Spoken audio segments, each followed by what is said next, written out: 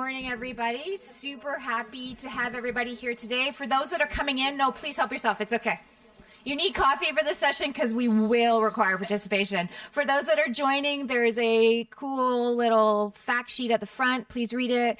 Pick a hippo, pick a chameleon, and add your perspectives on it. Spoiler alert, we will ask you to do it again when you leave, so... we're super happy to have everybody here today. My name is Marissa Nobauer. I'm the Director of Reconciliation, Community Relations, and External Relations at Telus. Telus is a Canadian telco and technology company. We're thrilled to be here today to support this workshop. I'm going to let my friends here introduce themselves, and then what I would like to be able to do is turn to your table and introduce yourself. And 3 questions. Or 4 questions actually. Who are you? Where are you from? Why you're here today? And fourthly, what is your favorite Tom Cruise movie? And this will really show the generational gap in the room. If you don't have a Tom Cruise movie, just your favorite movie. Do I have to answer those? Hi, everyone. Good morning. My name is Jesslyn Dymond, and I am the Director of Data Ethics and AI Governance at Telus. I live in Toronto, Canada, and I am here to share and hear from all of you. And it's just been so wonderful to be part of the ITU AI for Good Global Summit, learning so much this week, and really excited to be part of the AI governance dialogue today. And my favorite Tom Cruise movie? Maybe I'll say Jerry Maguire. Over to you. Hello, okay. Tansei miyokisagao. That means it's a good day, good morning. Mahagan oyoyo sasqueo natsiga san. My name is Shani Gwin. I just introduced myself, not you, in my ceremonial name, which is Howling Wolf Woman, which you'll see on my nice skirt here. So my job is to call the ancestors into ceremony. That was the name I received. And so I do a lot of howling, which is probably why I'm here. I am a mother. I am a partner to my husband. I'm a sister, an auntie, a granddaughter. I have lots of roles in my community. I'm also the CEO and founder of pipikwan, pêhtâkwan. I think I'm going to talk about that later. Okay.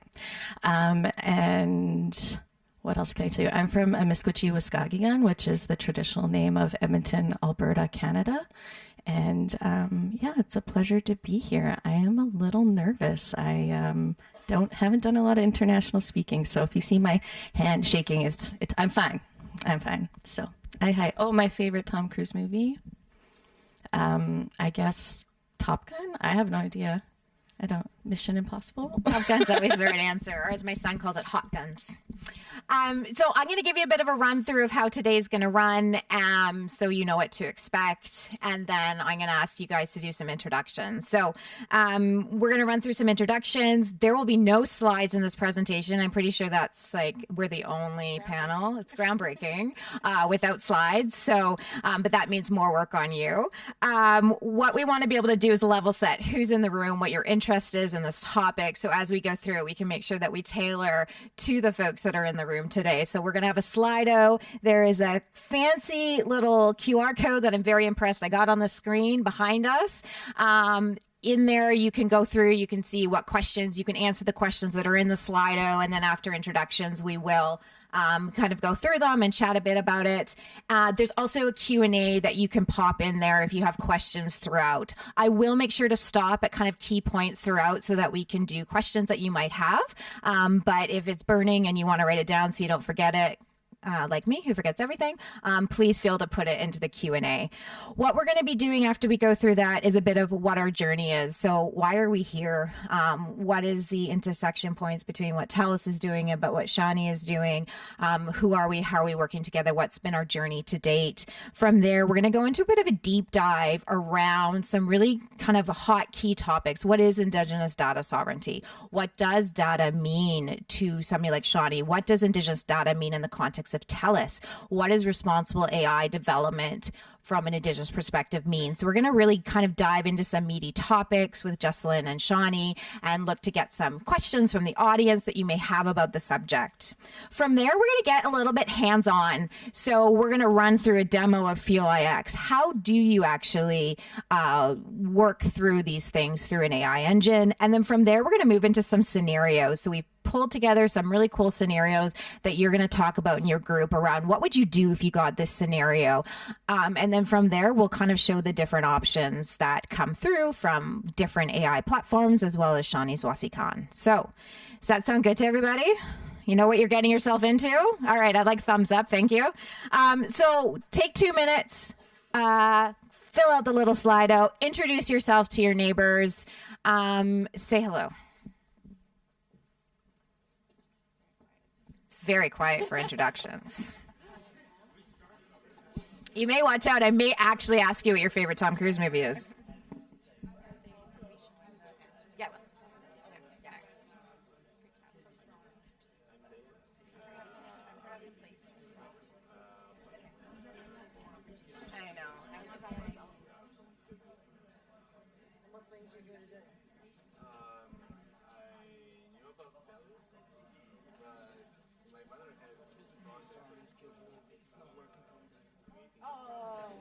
Okay, if it doesn't work, you're free to come forward.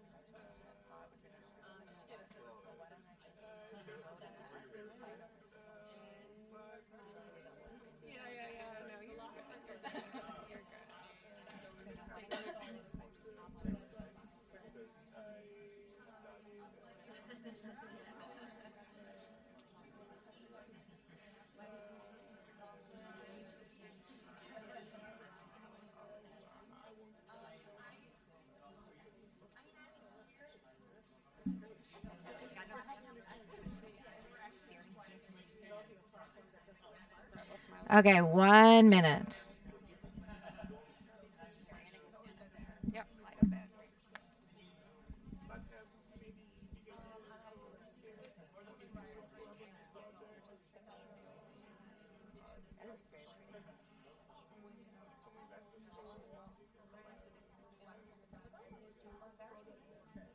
The land of the pigeons?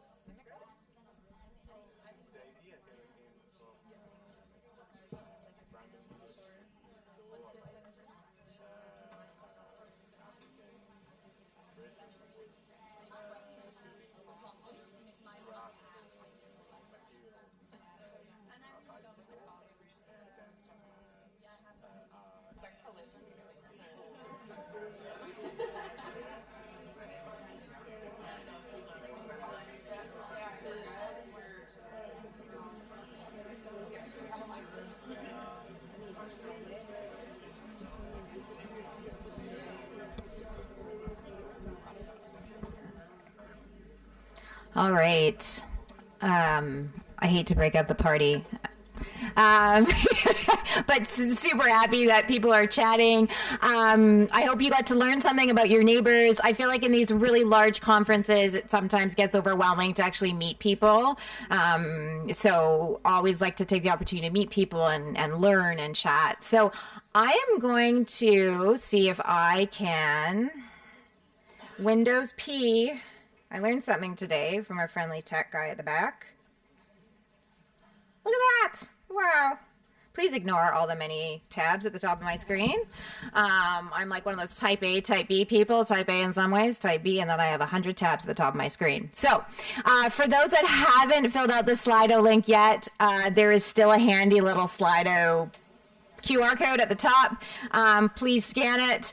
So one of the first things that we wanted to understand is, what type of organization do you represent? And it's an interesting mix in the room today. So there's 50% other. So clearly I did a terrible job of really defining terms, but about 50% of other. If somebody want to shout out who was in other, what you put. Anyone? Academia. Oh, there you go, guys. We forgot academia. I love that other is the majority. So academia, we have about 19% government or UN agencies, 15% corporate entities, 11% nonprofit, and nobody representing an Indigenous organization yet that has arrived. Where are you from? So if you guys want to move to this one. I know it. You can actually keep clicking. Oh, Canada, India, France, South Korea, Australia, Peru, Switzerland, Jamaica. Oh, we have such a wide group of folks.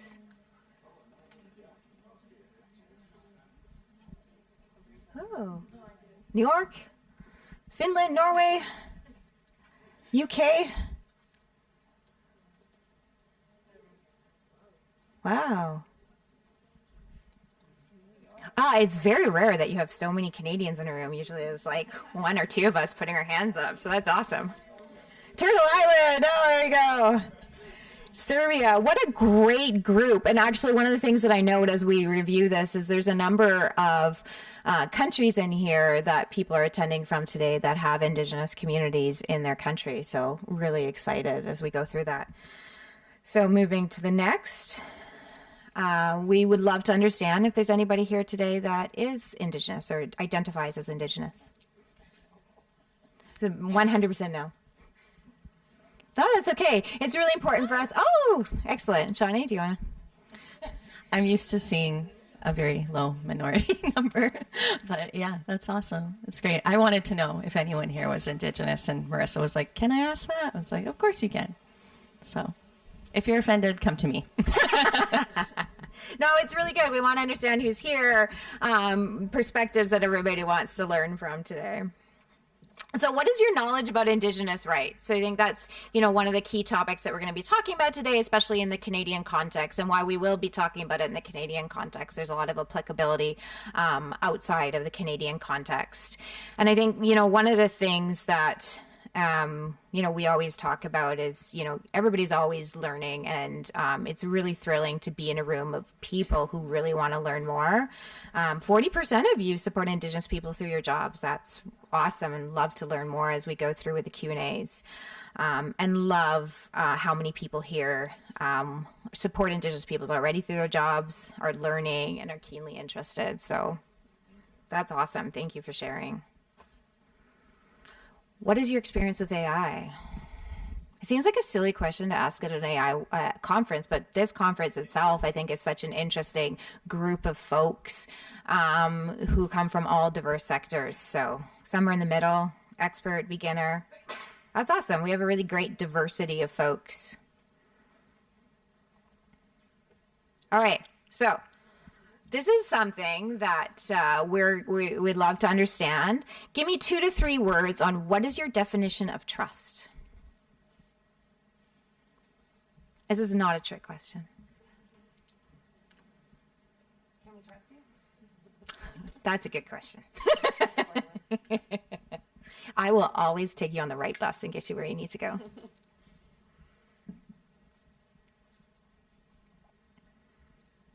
Oh, respect is coming up as a key word.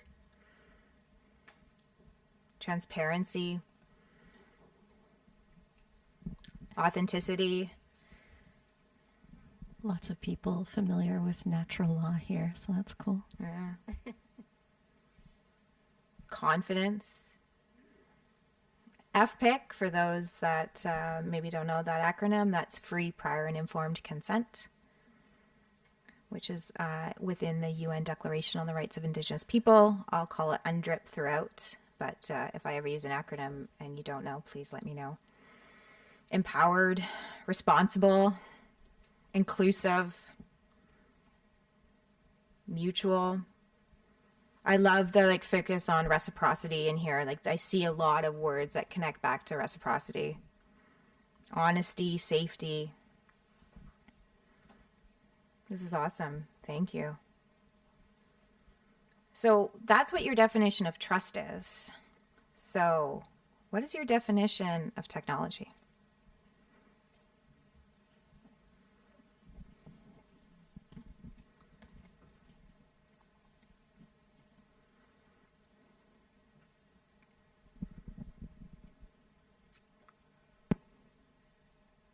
I the only one that looks at Tool and I think of the band Tool? Tools.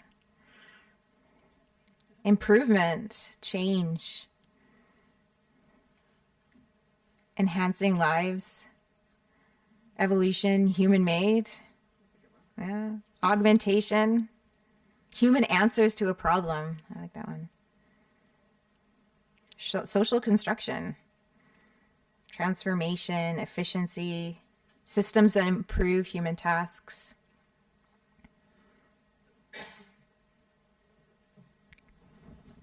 So we have like a really interesting mix here of both kind of tools and ways in which things can help people, but then also we have an interesting mix of computers, right? Machine solution, computation, AI, efficiency, coded. This is a really interesting definition. And we'll come back to this as we go through our conversation, because one of the things that we always talk about as a group is everybody has a different definition of trust and everybody has a different definition of technology. And as we're doing this work and as we're looking at the role of our roles and opportunities to bring in Indigenous perspectives, we need to make sure that we all don't have the same definition of technology. We all don't have the same definition of what tools is, and what the preeminent norms may be about these subjects, about these definitions of the words may not be represented. And so I think it's really important every time we get engaged in these conversations, these subjects, is to really think, what is the definition of this and what is it to me, but what is it to somebody else? Because it is amazing how often we have different definitions of words and these words mean different things to us. So I think that is my last, oh no, one more. Why are you here and what are you hoping to learn? This is our last one.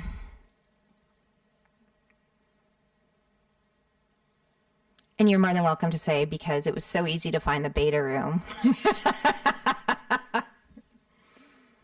Empathy.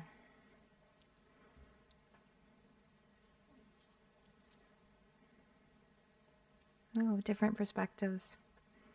Oh, I love empathy. What a great term. Broaden my horizon. Oh, I did not do a word bubble on this one. Oh, all right. It's flying. External opinions, how to reflect Indigenous perspectives on AI, ways to do better, broaden my horizons, how to include Indigenous knowledge into AI algorithms and models. Ooh, Shani, there you go. We got it wrong. They got it right. Interested in applications of AI. Centering in life-centered voices to get a better picture, how AI could help my products better serve Indigenous peoples and connect with others, understanding how to make my work more inclusive, have conversations, actions on Indigenous rights and justice in a very Western event. You came to the right conversation. Somebody can take a tagline on how often you use the word decolonize. How to progress without leaving people behind. How to better learn from and support Indigenous knowledge. Where are the pain points and the joy? I love this one. Life is a combination. It's pain, it's joy, and we need to represent all of it. How to leverage AI to learn more about other initiatives that can inspire the First Nations I collaborate with. Because I'm lucky. Every single one of us in this room today, I think, is incredibly lucky to be able to be here with each other. Ancestral futures. How to implement research results with cultural respect using AI. So what do you think, ladies? Do you think this is a good basis to have this conversation? All right, I'm going to go back to my Control P. There we go. My background, look at that. I don't know. So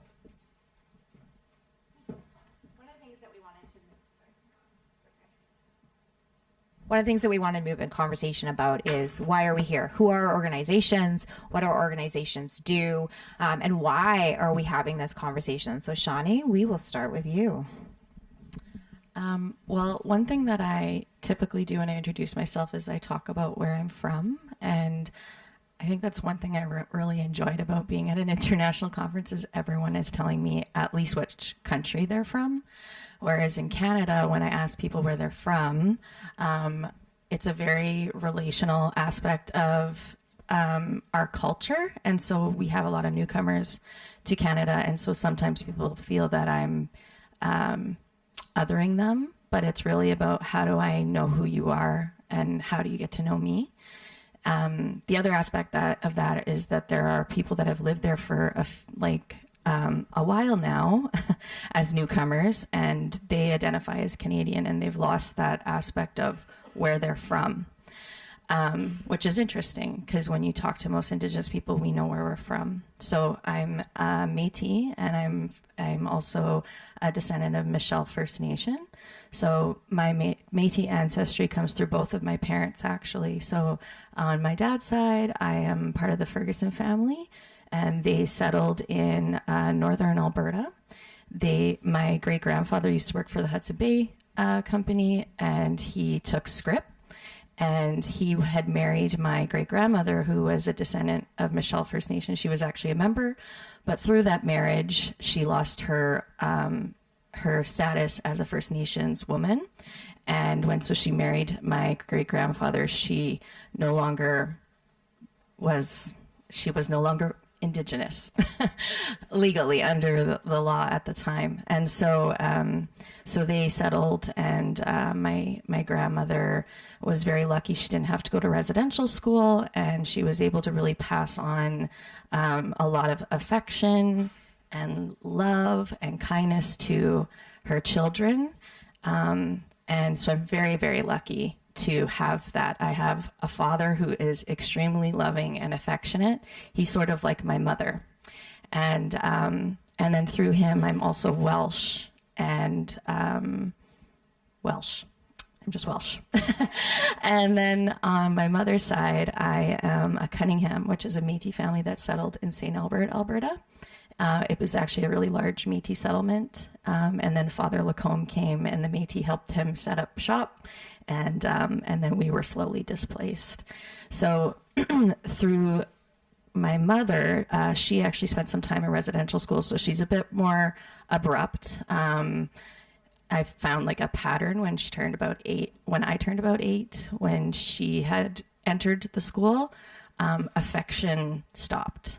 And it was more of like, you're on your own, pal, which I look back now and I see that she did the best she could with the tools that she had, because she was taken away from her parents.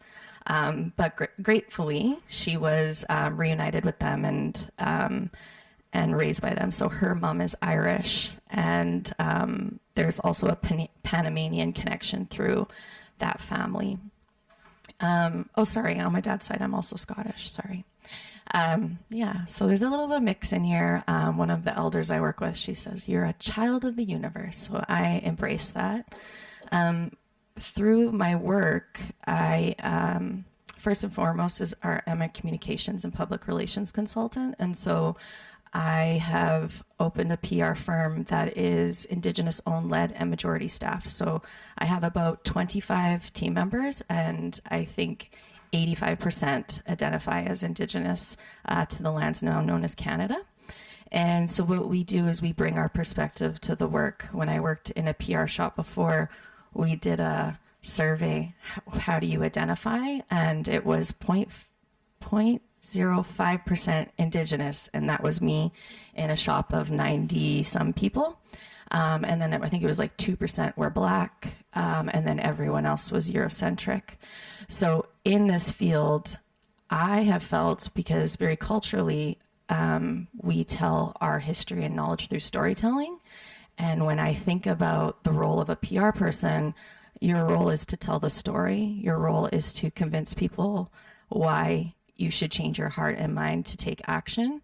And in Canada, a lot of our nations, I was seeing how a resource extraction company would come in, and all of a sudden they were so easily capable of swaying the narrative as to why this was good for the economy that Indigenous people didn't understand that they're in the way.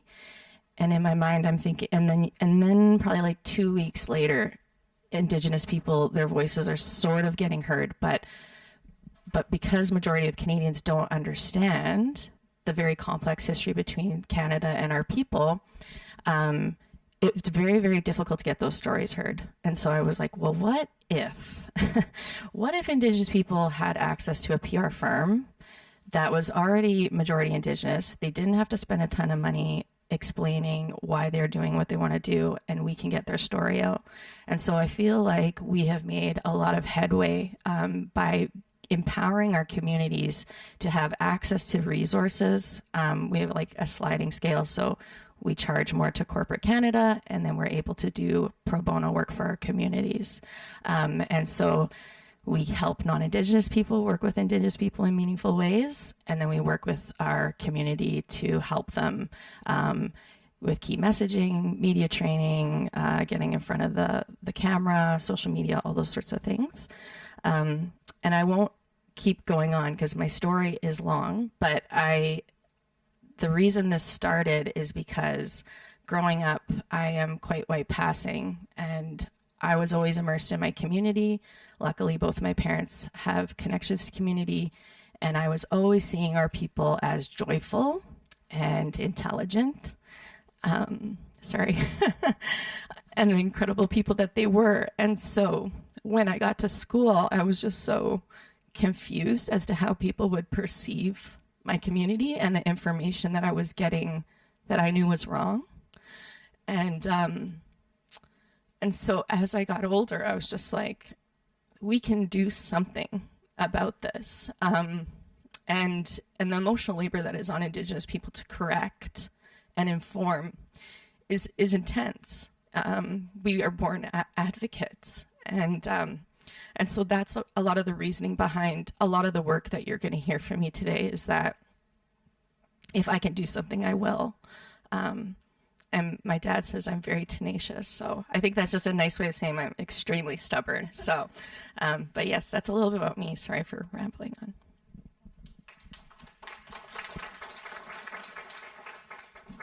That wasn't rambling, it was storytelling. So, Shani, you're going to make that hard to follow. Okay. So I think really one of the things that Telus recognizes as an organization, so we are a Canadian-based company, although we do have international operations, but we started in Canada as a Canadian technology company in telco. So we support in providing wireless, wireline internet to communities across Canada, but we also provide solutions to problems that ride over those networks, whether it's healthcare, whether it's agriculture, huge focus on giving where we live. As a Canadian corporation operating, we need to make sure that we are supporting and working with the communities within which we live. In Canada, for those that maybe aren't aware, I know there's a huge Turtle Island component on this map, but for the rest, in 2014, between 2010 2014, there was a Truth and Reconciliation Commission in Canada. So I know many people in this room are likely familiar with the Truth and Reconciliation Commission that occurred in South Africa. Similar concept, right? Went around and talked to survivors of the Canadian residential school system. Out of that, the residential school system, the Truth and Reconciliation Commissioners listening to Indigenous peoples from across the country said, these are 94 ways in which individuals, corporations, governments, nonprofits can support in advancing reconciliation with Indigenous peoples. And it laid out these 94 calls to action. One of the key things about it was to ensure that we were implementing UNDRIP. Call to action number 92 was a specific call to corporate Canada to say you need to play your role in advancing reconciliation. As organizations working in Canada, you have a role to play. And there are 3 key calls: making sure that our team members understood what the shared history of the country was, making sure that making sure that corporations were working with Indigenous peoples and collaborating with Indigenous peoples on activities, and making sure that we're playing our role in supporting Indigenous economic growth, or as Carol Ann Hilton calls it, Indigenomics. And so as an organization, we said we have a responsibility to do this. And so in 2021, after many years of work and engagement with Indigenous communities across the country, Telus launched a reconciliation strategy. And we published very public reconciliation action commitments. These are all the different things that we are going to do as a corporation in partnership with Indigenous peoples to advance reconciliation. And one of the other commitments that we made out of that was to establish an advisory committee. One of the big things that we often talk about is, and some of the things that we heard in this is, how do you ensure that you're doing things in partnership with Indigenous peoples? Nothing about us without us. And so we established an Indigenous Advisory Council in 2022 to help guide our action plan. One, to hold us accountable, because companies need to be held accountable, just like any other, just like government, just like other organizations. We need to be held accountable. If we're making commitments, we need to be held accountable for those commitments. But also, too, to help us evolve that strategy. Because at the end of the day, everything is evolving. Reconciliation is evolving. What it looked like 5 years ago is not what things look like today. Even the concept of AI 3-4 years ago is so different from what it is today. And so through that, Shani joined us. She was one of the inaugural advisory council members to help Telus to guide our strategy. And over the first couple of years, we were building relationship, which is so essential and key to this work. So I know there's a lot of questions about how to do this. And, I think you'll hear this throughout, is relationships are key. You cannot do this work without building relationships. But as we started going through, AI started getting a lot more attention. And I think it was actually Shani, we started having this conversation around what is Telus doing in this space. And one of the very first things we said is, what is Telus going to do, and how is Telus going to support advancing Indigenous rights in this space? And so that is how we brought in the Data and Trust Office, who is already doing amazing work when it comes to responsible development, responsible technology, responsible AI, to go, okay, what are the opportunities that we have in this space? How do we do this work? How do we ensure that Indigenous data sovereignty, Indigenous rights are implemented into the work that we do? And so we brought in Jesslyn to join the conversation, and I'm going to hand it over to Jesslyn to talk a little bit about Telus's data ethics and responsible AI strategy and how the two of these came together. Thank you. So the team that I am part of at Telus is called the Data and Trust Office. And we've been a Data and Trust Office, I think, for well over a decade now, which is, I think, a little bit preeminent, recognizing that connection between data and trust, which we're here thinking about so broadly. The team is a group that does many different aspects of data governance and now ultimately AI governance.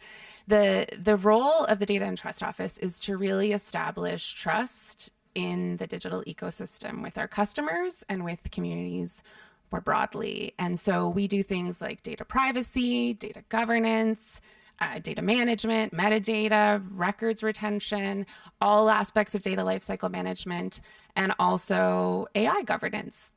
So when we talk about data and trust, the community around data professionals in Canada has also been thinking about where we can play a role in Indigenous reconciliation, and incredible work happening in that space from Indigenous peoples. So one of the first things we did was reach out to a group called the First Nations Information Governance Center, and they have established a framework for how to really just understand what's different about Indigenous data. And that is called, or First Nations data, I should say.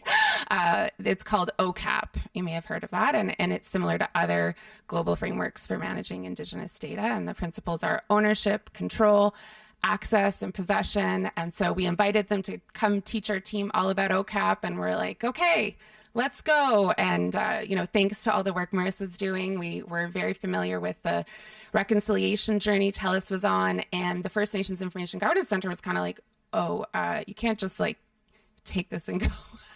So getting to know Marissa and our Indigenous Advisory Council and Shani through that helped us understand the relationships and the connection with people that really needs to drive the work that we're doing with data and AI from an Indigenous perspective.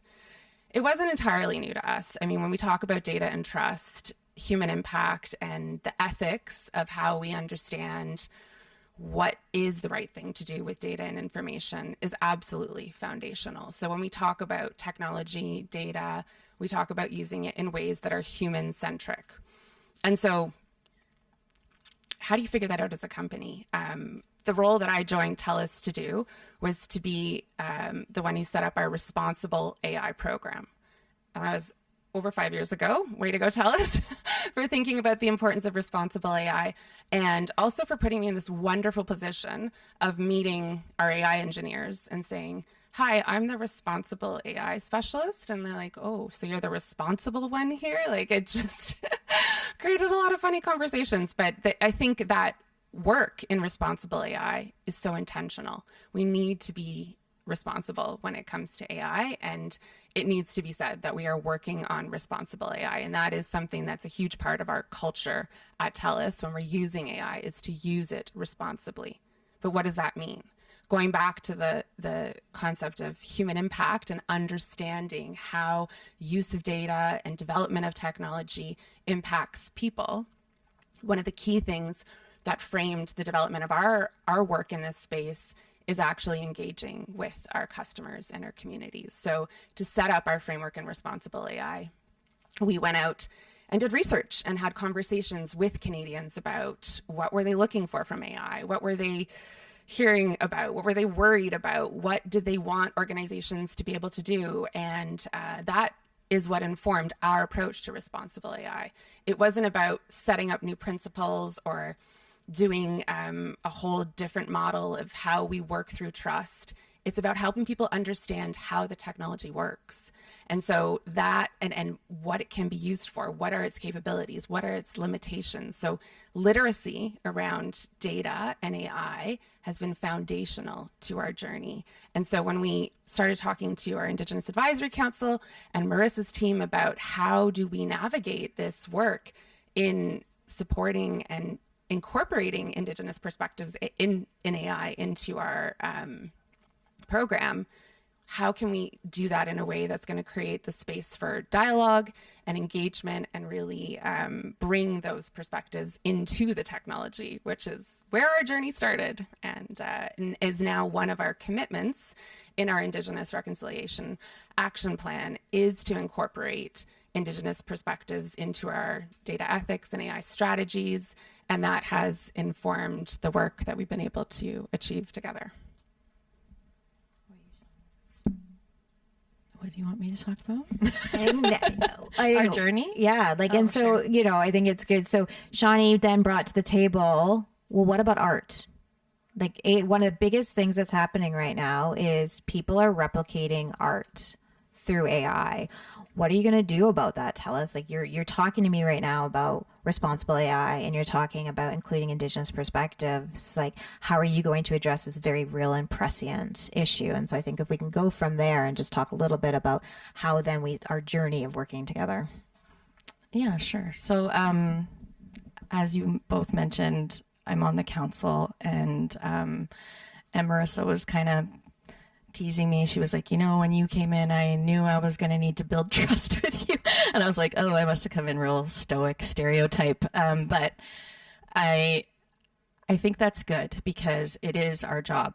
It is your job to hold people accountable to do what they say they're going to do. And so when you are building a relationship with Indigenous people, for the most part, we do come in with trust, but there is a real complex history there where I can't just trust that you're going to have my best interest in heart or my community's best interest in heart. And so I do ask hard questions. And through my own journey, through learning about artificial intelligence and what we're developing, when I did approach Marissa about artwork, it's something I feel very strongly with, and it's something I'm struggling with at this conference, is that I don't believe that we should be using AI for creative outlets.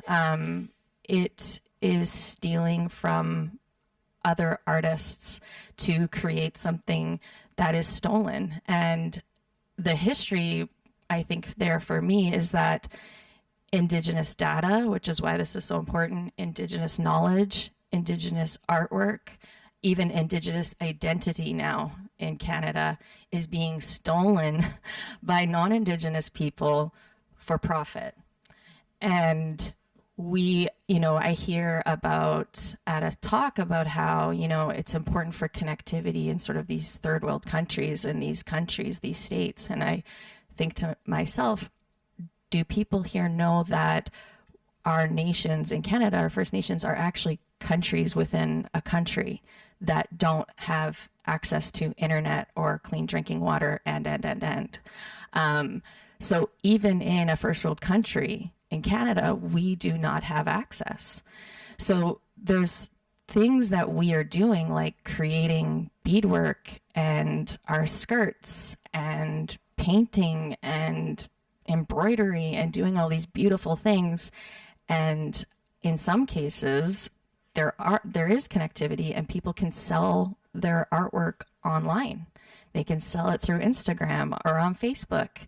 And now that is being taken by these large language models, generative AI, and reproducing artwork. And so I'm like, no, you can't. You can't take from people who already have nothing. And this is their way of bettering their lives, expressing themselves, and trying to get their foot up in a really complex, difficult system.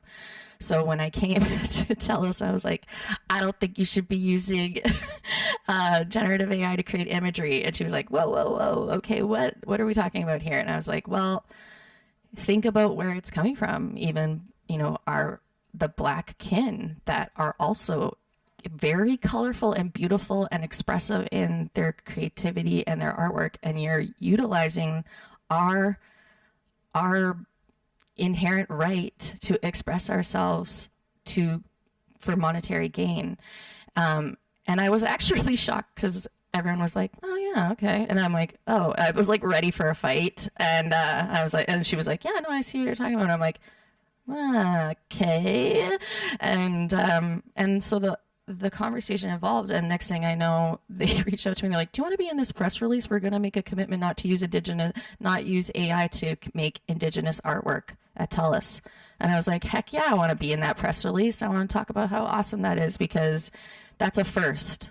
And for me, it's a big deal because Telus, I was a Telus customer since I think I was 16 when I could get my first cell phone, and now we're writing a press release together where we're saying, yeah, Telus isn't going to use artificial intelligence to create Indigenous artwork, which I don't know if you know what that means to me, and what it means to our community, because this is a friend of mine. This is Kenneth Latonder, and he created this out of his spiritual intent, and it's beautiful, and I see it everywhere, and I'm like, hey, you're coming with me to Geneva. Did you know that?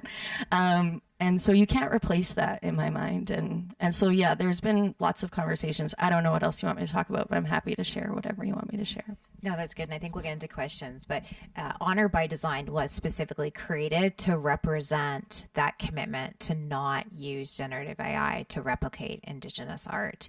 And, we had a lot of conversations at the Advisory Council, right? Like, we brought that commitment language. This is what we're going to say.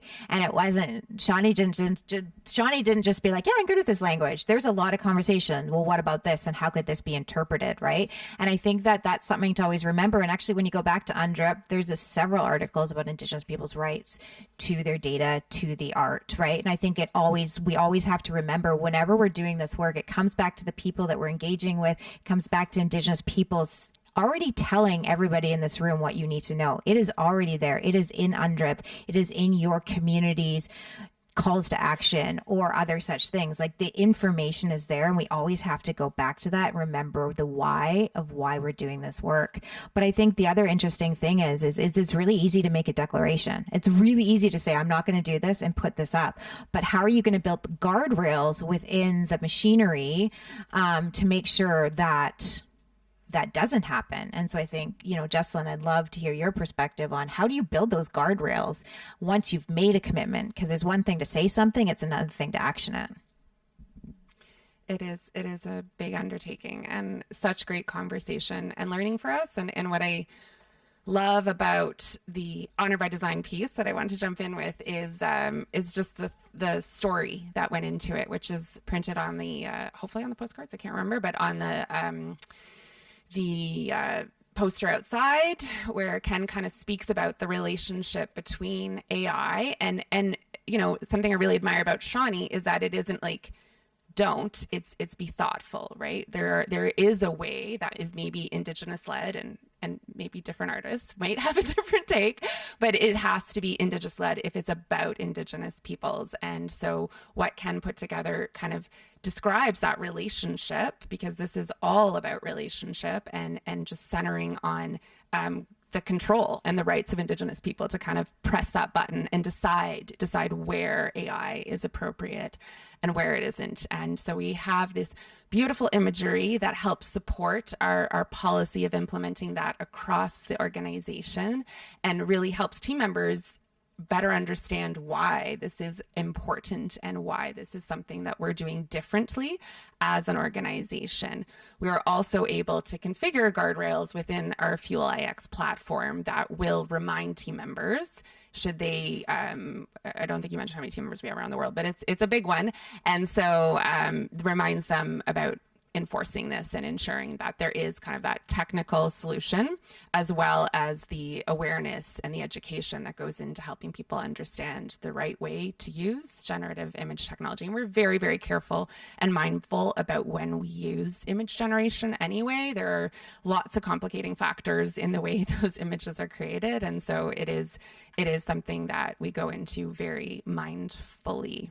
And I think a huge part of how we were able to set that up and learn and consider that was our partnership with Shani's group to do some understanding, education, identify some of the weaknesses and vulnerabilities and areas for improvement and how we enhance that guardrail system. And that's an ongoing journey, by all means, beyond just images, and thinking about terminology and text and writing well and respectfully, because it isn't given that this is going to be done right every time. And to, I think, really earn and maintain that trust, we need to be listening and actioning and being able to implement the really ambitious things that we are working towards. So is that good? Yeah.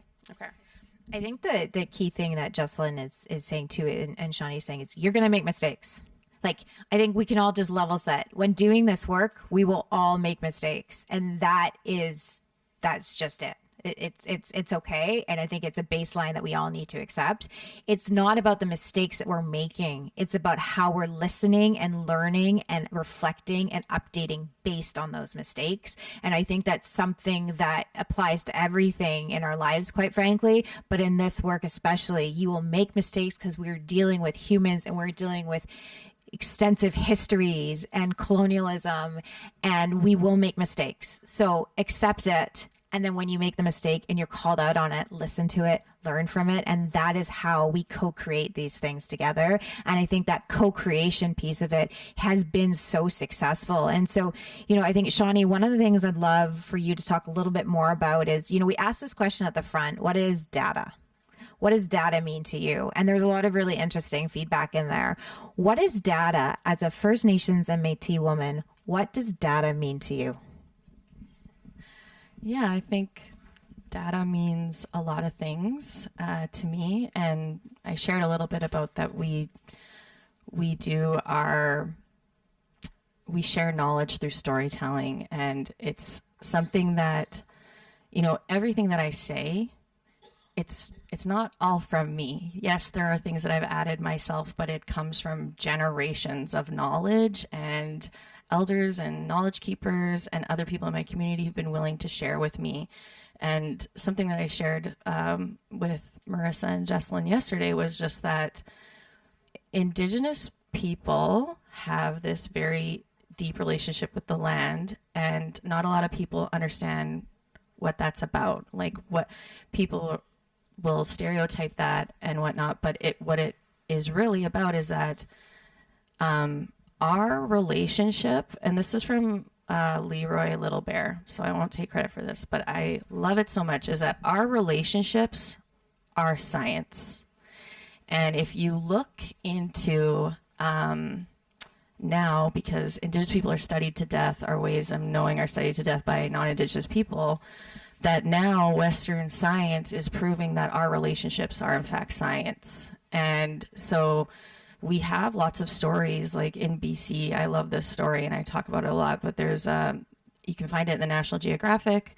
there was university partnered with First Nations in the area, and the First Nations were like, yeah, no, we're related to the grizzly bears. There's 3 different types of grizzly bears in the province, and these are where they live, and those are our kin. And so each of those grizzly bears are related to a specific nation.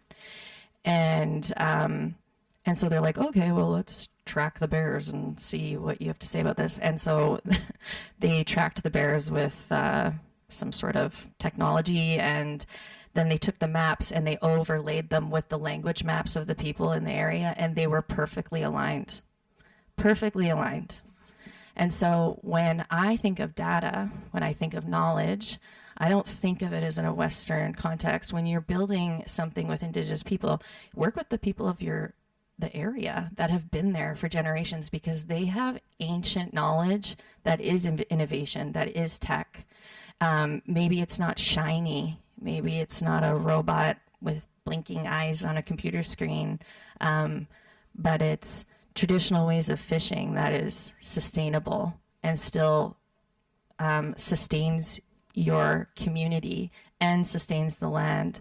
Maybe we're looking at, in Alberta specifically, we've talked forever about how Indigenous people had natural ways of protecting for forest fires, that we had traditional ways of fire smarting. And so we've had, probably some of you have even been impacted by the smoke of these massive, massive wildfires that we've been having in Canada. And so now they've created an Indigenous fire smarting program because they want to learn from our traditional knowledge.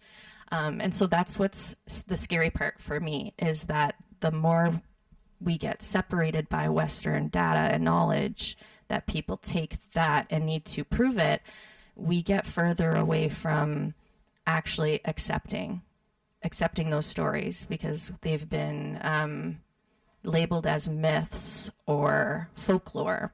And maybe that's true, but when I hear stories out of the Bible, my mom always was like, it's a fantastic fairy tale and it's worth reading. And I was like, oh, okay.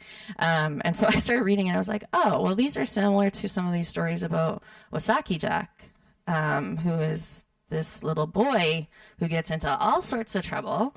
But that's how he learns about the world. And those stories, I think, because they're so entertaining, is how we retain our knowledge, our science, our data.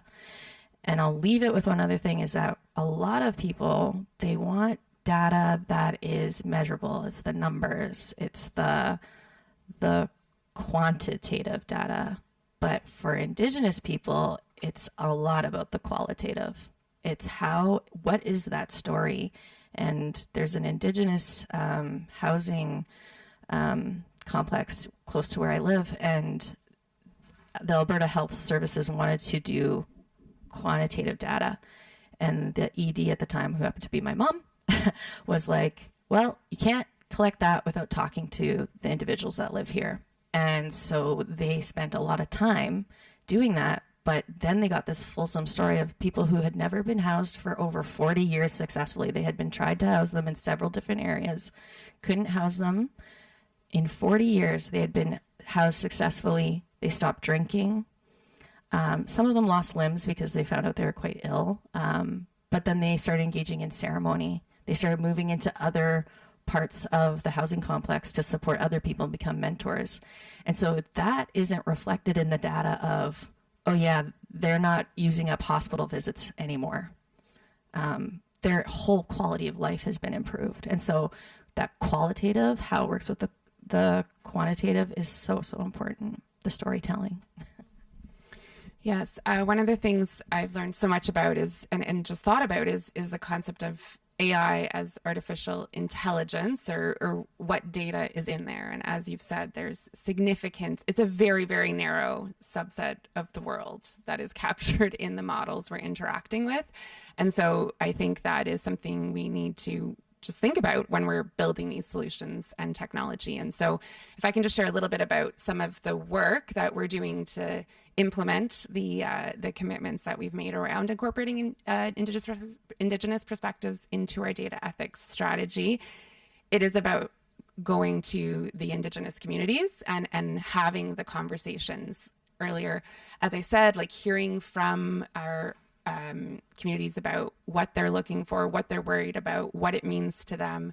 How do we implement that into our programs at Telus? We need to really be mindful of the community members' perspectives. And so that was something the Indigenous Advisory Council really encouraged us to do, is to go to community. And in Canada, that means First Nations communities, of which there are thousands, and also Inuit communities and our Métis population. So there is significant engagement we've been doing and conversations we've been having that have helped us think about how do we take the tools that we have, our assessments, our policies, our reviews, our guardrails, and bring that Indigenous lens into the program. And that is informed through these extensive workshops, conversations, and engagements that we've been doing. And a big part of the effort there is also around training and literacy. We've been hearing that Indigenous involvement in AI is very, very important. There is, of course, concern about bias and appropriation and recolonization through AI, but also interest in not being left behind and being able to find those opportunities to transform the Indigenous economy using these tools and helping youth know how they work. So that's informing some of the work we do and the partnerships that we're making coming out of this. The other thing I wanted to just touch on briefly, but I'm going to have an info sheet on it so you'll see more there, is the concept of purple teaming. So in Telus's AI program, we very early on wanted to ensure that when we're using LLMs, they work well, that they provide expected results. So we learned about red teaming and how to ensure that the results or outcomes from these AI tools are robust and safe. And we extended that to incorporate concepts of blue teaming, which is a thing in cybersecurity, to really ensure that we build solutions that work well. And so with the red teaming and the blue teaming together, we have a purple team. And that purple team is open to anyone at Telus. So we have team members from all sorts of backgrounds, expertises, areas of our business working together to test and ensure that our systems work robustly. And this concept is very inspired by the work of Ramon Chowdhury and her public red teaming. We do purple teaming exercises often with our communities, and one of the partnerships we've set up is doing that with an Indigenous owned organization, ensuring that the Indigenous perspective is something we're testing for and enhancing our guardrails and building the right prompts to really be respectful in how we use AI to support everyone. And that Indigenous voice is a critical piece of it. So those are some of the examples of the work we are doing to support our Indigenous commitments. I think that one of the things that both of you have talked about is building trust. And one of the things, Shani, you talk a lot about is, data. What is data and how do we build trust in data, right? There's a history of data being skewed, about inaccurate information coming forward. And we need to make sure that that information is constantly validated, which is a conversation that we've been having a lot. And so for you personally, in doing this work, we need a solution to this, right? We need to figure out a solution to this. One, to ensure that when people are using generative AI, it is providing information that's validated by Indigenous people, right? We need to make sure that as organizations, when we're asking information of AI, we're suspicious, we're questioning, where is that information coming from? Is it informed by Indigenous peoples? Where is it coming from? And so one of the things that we then started working on together and Shani started looking at is, okay, well, how do we help enhance the guardrails that exist within Telus? And you, separate to this, we need to come up with an Indigenous-led solution. So I was wondering if you could talk a bit about wâsikan and that solution. And then from there, what we're going to do is we're actually going to go into some scenarios. What are the scenarios that are real-life scenarios that people address where they need information about Indigenous peoples, but they don't know where to turn. They don't know how to address it. So, Shani? Sure. So Wasikan kisewâtisiwin is our AI application that we have been building. And so Wasikan kisewâtisiwin actually translates to kind electricity or kind power. Yeah, I know, I love it so much. There's so many stories about that. But anyway, yeah, it's through ceremony. So when you go to ceremony, so my name that I introduced myself with, pipikwan, pêhtâkwan, Wasikan kisewâtisiwin, those are all names I got through ceremony. So it's a process, but you go and you have no control. So I didn't know what my name was going to be. But then it came back, and it's funny because like the elder at the time, she didn't know what AI was, and she was like, and she told me this story. She says, you know, traditionally thunder was a really loving sound. People knew that it meant the rains were going to come, sustenance for life. And we have a story about the thunderbird. And so I was like, oh, and she was like, yeah. So in modern day, though, people are very scared of thunder, but we have to remind people it can be a very loving energy. And I was like, that's so great, because we're trying to build AI with heart. You know, we want AI that can be a loving and kind tool. And lots of people are scared of it, me included.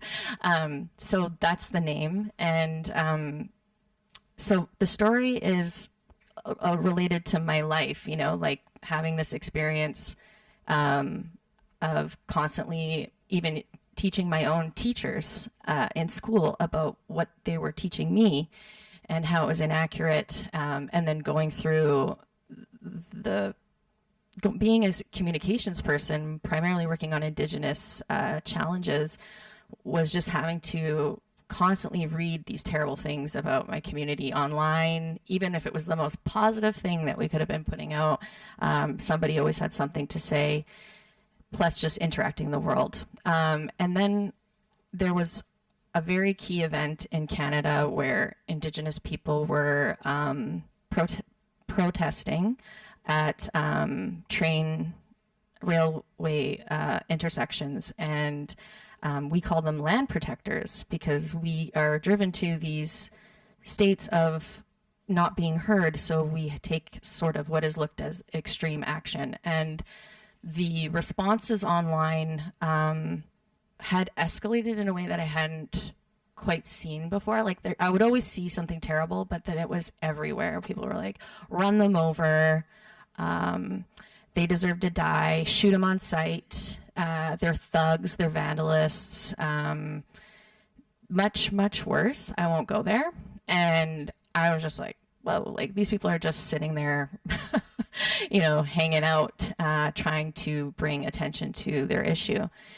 So I see all this, and then I have a lot of people asking me like, why are people doing this? Don't they understand the economy? Don't they understand this? Don't they know this is good for Canada, this pipeline?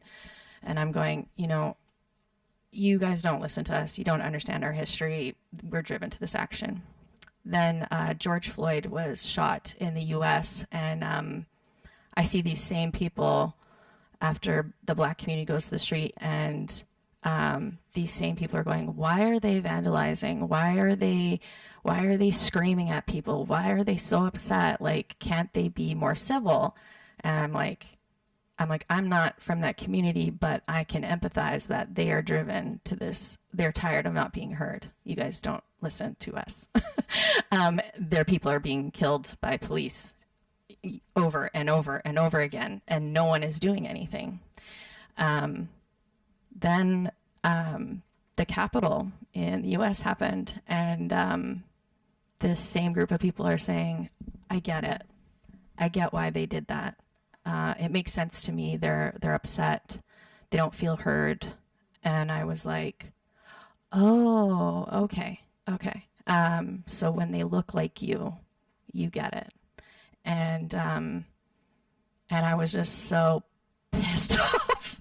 I was so mad, and I went to bed that night, and I woke up, and I knew for a while, I was like, I need to do something about the rise of white supremacy online. And so I started looking into AI, and I thought, wow, this might help me. This could help me.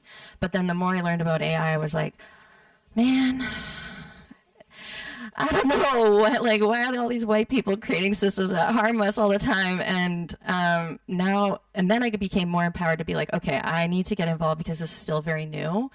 And if Indigenous people get involved now, we can make effective change, because I could see already in 2021 that this was going to be a critical piece of infrastructure that was going to touch all of our lives. And I was like, you're not getting away with it this time, pal. Like, we're going to be part of that infrastructure building. And so I've just invested myself to AI and helping us have a voice in it. So wâsikan, kisewâtisiwin is a tool that right now it identifies hate speech, bias, or misinformation about Indigenous people in your writing. And so you guys are actually going to get the first ever view of how it works. We've never shown it to the public before. And so it has, I will say that it's on a very small database because we've just been informing it from community that is local to me. It still thinks from somewhat of a homogenous place, but what we're hoping to do is that we're informing it with community data. It's going to go beyond, and basically anything that you're writing, it will prompt you, it'll tell you why, and then it'll give you a suggestion. So right now we have it working on Facebook, and then it will also, we've developed 2 other ways of trying to get it so that it supports where you can copy and paste your writing into it, and you can see where you have gone wrong. And then there's also a chatbot option where you can ask it questions. So these are all pieces that are very new in development. We have a working prototype. We haven't even gotten to MVP yet. So it doesn't look amazingly beautiful, but it is working, and it's very exciting for me. Like, when I showed it to these elders that are on our advisory committee, they were like, oh, this knows more than most Canadians know. So I'm really excited about it. I think that actually sets us up really well, because we're going to now move into the workshopping portion of the event, which means that you're all going to have to start doing some work. But before we do that, is there any questions for Shani or Jesslyn around either Indigenous data sovereignty, what Shani has talked about, or what Jesslyn's talked about from a Telus and responsible AI perspective? Yes. Do I need a mic, or can I? Can you yell? Yeah. I can give you one. Yeah. So, my name's Lane. I'm a graduate student from Toronto. So it's incredibly wonderful to hear a conversation about Indigenous AI as someone who kind of I feel like it was a little lacking at this whole conference. So I was really happy to be here. I was wondering a little bit if you could talk more about this idea of purple teaming, and then maybe how that related to your experience creating this application, this AI system, and how within this purple teaming process, I would love to hear how kind of, obviously there are power dynamics when you come into it, right? If it's Telus working with communities. So I'm wondering how you kind of maybe attempt to mitigate those and provide more agency within that process, and how you sort of address the power imbalances of being like a major telecoms provider of a whole country going to communities to ask for their opinions and perspectives. My question is related to that. My name is Timo. Sorry to interrupt you. I heard about that you're saying to provide information by so-called indigenous communities, etc., or to involve the users, etc. What about so from my experience, it works best, so people create their own things, like you started with your prototyping, etc. How is this integrated in your work, right? So it's not only the question to involve people or the user experience, it sounds like that, What is about the so-called ownership? Great questions. Thank you. So I think there's many different ways we're going about our journey of reconciliation, and purple teaming is a technique we've developed internally to help safeguard the AI solutions and products that we're putting out into market. And so that technique is something we have extended and augmented with the input of Indigenous people, including other team members across our organization. So the really critical thing about Purple Team and what makes it unique is it's different than traditional QA or development processes. So the first time we did Purple Teaming was actually in our customer-facing support tool. So on telus.com/support, you can see the generative AI-powered chatbot we have. And we were one of the first to go public and have a Gen AI powered customer solution on the internet.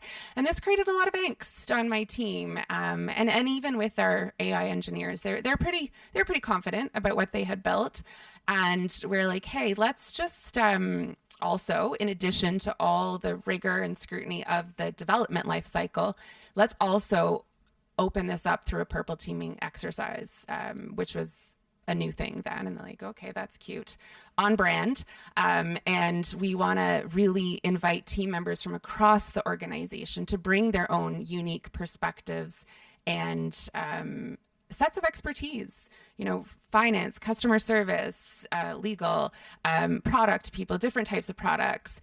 And of course, like the richness of our own team members and their own backgrounds and experiences, lived experiences coming into our solution. So that's really what we set out to achieve through our Purple Teaming exercise. We haven't done Purple Teaming in community yet. Great suggestion and something we can think about. And the way we've gone about that with the Indigenous focus is partnering with organizations that are Indigenous owned. So the company we worked with there is Slido. They're a software testing company, and they were very interested in understanding how their techniques for testing would work in an AI world. So we did a lot of mutual learning and sharing their best practices around testing. And that was extremely helpful for us in improving the rigor of our Purple Teaming approach, which turned out to be extremely helpful in before we went live with our customer facing solution, and really helped us earn the trust of our technology teams too, where they're like, oh, we didn't think about how this might work in all of these different scenarios that the broad group of team members that were involved were able to bring forward. So I think it is a tool for helping sort of and help bring that power balance together in a more equal playing field, for sure. But there's lots more work we could be doing there and should be doing there. And with respect to Indigenous developed solutions and technologies, that's another part of our commitments more broadly to help support and partner with Indigenous organizations in developing products that are Indigenous led. And there is incredible need for that in this space, I think. Anything you want to add? I think you also have to recognize that the power imbalances exist, right? Like the first thing you have to recognize when we did this work is there is a power imbalance. We are a large company. We're bringing somebody in to help Purple Team. We need to give them the space and the ability to actually do that work without us hanging over their shoulders going, are you sure you want to do this? I don't know if this is right, right? And I mean, Shani, you did some Purple Teaming for us in terms of looking at the commitments we made around art and like, how do you break that, right? And we kind of gave you, maybe you want to talk about a bit free reign to go, okay, try and break this. Yeah, they let me break it. They paid me to do that too. So I think, yeah, it kind of goes back to the beginning where I was like, I'll go in with trust, but I'm also going to be skeptical of Telus. And I think that they're right. The power dynamic will always exist, but I think one thing that I actually really appreciate that the advisory council, because there's a lot of like different generations of people on the Indigenous Advisory Council. So something that actually happened at the last meeting was everyone from Telus left, and I was like, what's going on? And then they were like, okay, I'm just joking right now, but we're like, now we can all talk shit about Telus, like as an Indigenous Advisory Council, which we didn't. But like it now, all of a sudden, we have a safe space to talk about what we just heard and, share maybe a bit more openly, because yeah, when we're there, we're being presented all this stuff from Telus, all these very like high leadership, senior level positions. And then, depending where you are in your relationship, I think I've always been empowered to say what's on my mind, but I know some of the younger people on the team are very quiet. And so sometimes I'm like, come on, I'm being the auntie, like, come on, say what you gotta say. But so I think there is, and they do compensate us for a time. Like, I would not be here if Telus did not bring me to Geneva. So I think there are opportunities, but also I think it's on us as Indigenous people to make sure that we're not going to let the power imbalance skew what we provide and what we're going to do. And I think with wâsikan, kisewâtisiwin, like, this is something that I was doing before. And I said to them, so you guys going to use my tool? Or and so we're talking about what that might look like. And the ownership does stay with Indigenous community members. And I've had other vulnerable populations reach out to me and say, can this go beyond Canada? And I said, absolutely, but I want you to invite me in. And then we're going to work on, like, how are you compensated? How's your community knowledge that you share with wâsikan going to be compensated? And how do you become a shareholder of the tool? So for me, that's my day-to-day, the collectivism and making sure that people are compensated. And I think Telus is doing their best that they can. Obviously, they have lots of different budgets and things where they have to pull from and figure that out. But I think for the most part, they hear our suggestions and try to make it work. To the comment you made earlier too, though, about co-creation and ownership, I think there's so many different things. The work we're doing with Shani, and Shani just said, like, she's owning wâsikan. We don't own wâsikan, but what we do have as an organization is how do we invest in Indigenous businesses, both from a financial perspective, but also from a resource and a capital perspective. And so that's a big part of what Jesslyn and team did with the Indigenous testing company. Is they'd actually never done purple teaming before. They'd never done AI testing before. So they've created a whole new business now that specifically does purple teaming and AI testing.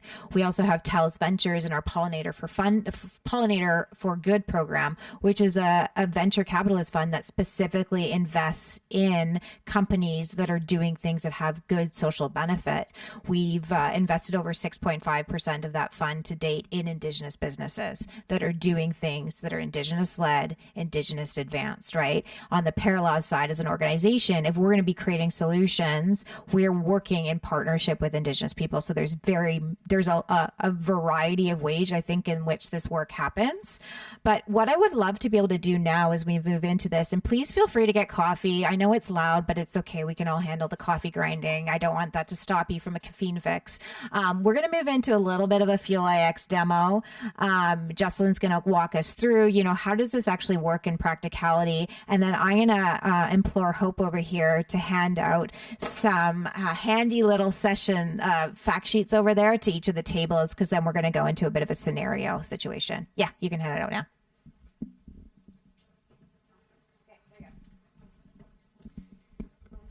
Yeah. But we have, I think, more than one. Yeah. Okay. So I think when we talk about responsible AI, it truly needs to include education. And so AI literacy is a significant part of what we do in our work in responsible AI. Oh my gosh, what do I want to do?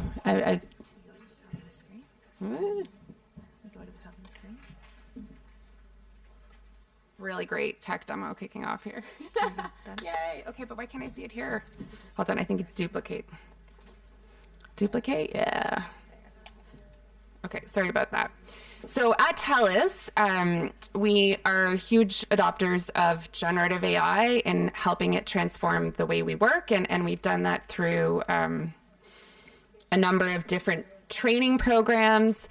And that for us is really about AI for good, helping people understand how to use AI responsibly. It's about being aware of what it can do for you and also some of the limitations. And Fuel IX itself is a product of considerable collaboration between my team and our AI engineering and product groups. So this is a platform that allows users to try different LLMs, to compare different LLMs, and also see where they work better and understand the ways that they need to be responsible when using AI, because it is very much a tool that helps augment the work we do. We are still the human experts.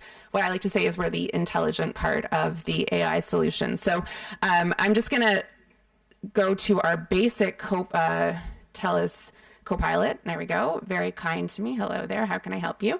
And this is something that we've designed to include our own internal guidance so that team members are aware of the rules of the road when they're using a generative AI tool. And the question I'm going to ask it today is, how does UNDRIP provide rights to Indigenous peoples on data sovereignty? So just an example of how we might want to learn through our generative AI platform. So it works very similar to ChatGPT. And in your sheets that I've handed out, oh, did we hand out everything? Okay, wow, we're going. So this is an example of a pretty bad prompt. So when you look at the guides for how to craft a prompt, there's a lot more thought one could put into it. So it includes things like direction, tone, the type of results you're looking for. But hey, look at this. It's giving me lots of great information from UNDRIP about Indigenous data sovereignty, including the articles where this information came from. So it's searching the internet, and it is able to provide information from UNDRIP as well as links to things that might be of use for learning more, and also for validating and understanding the information that we can draw out of these large language models. So it's a platform that helps make the data more surfaceable and really provides that general use case of being able to do research, which is maybe a clue for some of your scenarios that we're going to work through next. Another way that we use Fuel iX at Telus is in designing specific copilots. So this is an area where I know some of you are experts, so this might be a little basic, but I wanted to share how we can create your own copilot. So if I wanted to create a copilot that included UNDRIP itself, I could set it up. I could design my own prompt for how I want it, what I want it to look at when I use it, give it a cool name. I've got my UNDRIP AI for Good over there in my copilots, and there's different settings about which model I'm going to use to power that copilot and different capabilities I might want to give it depending on the use case. But generally for research, it's really helpful to be able to add some sort of reference file. So this is through a methodology called RAG, you might have heard of, where you're doing like an augmented search in a very defined set of knowledge. So you could upload a copy of UNDRIP, and then you're using the power of the copilot to be able to draw out very specific pieces of information from that document alone. And then you're not dealing with all the other information that is out there in the LLMs.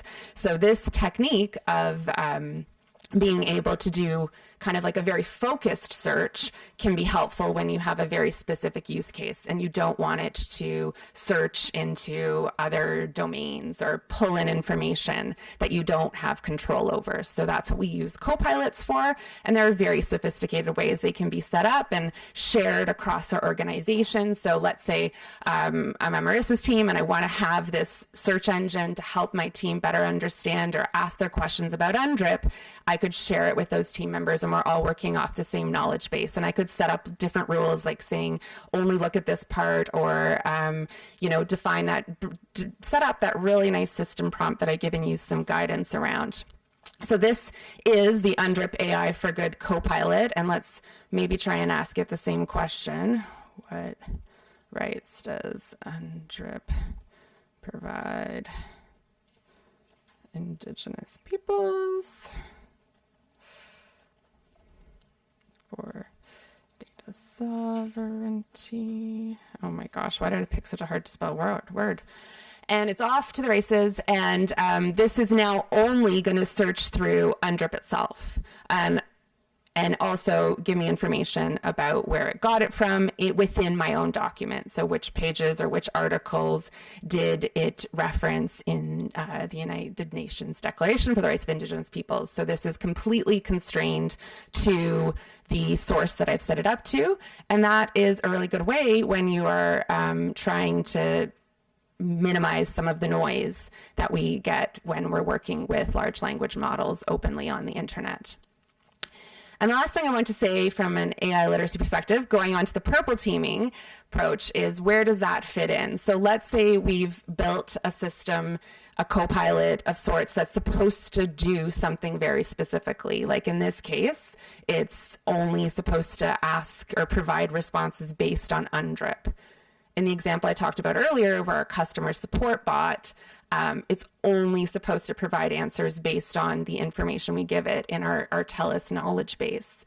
And so we use purple teaming to help try and break it, as Shani said, to find the ways that it performs in unexpected ways. And that would be through trying to tell it not to do what it's being told to do. And so we can do that very easily. As you would see, you would just write a prompt that asks it not to do what it's supposed to do.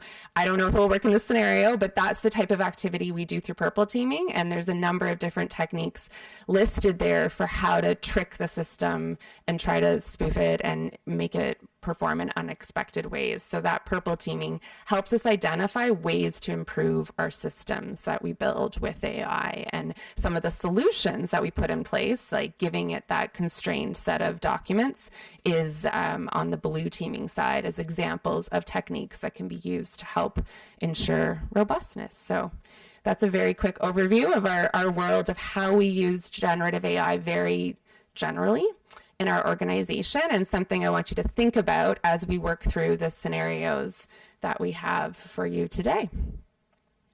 Sound good? Any questions before we move on? All right, so we all have a little bit more AI literacy, I hope.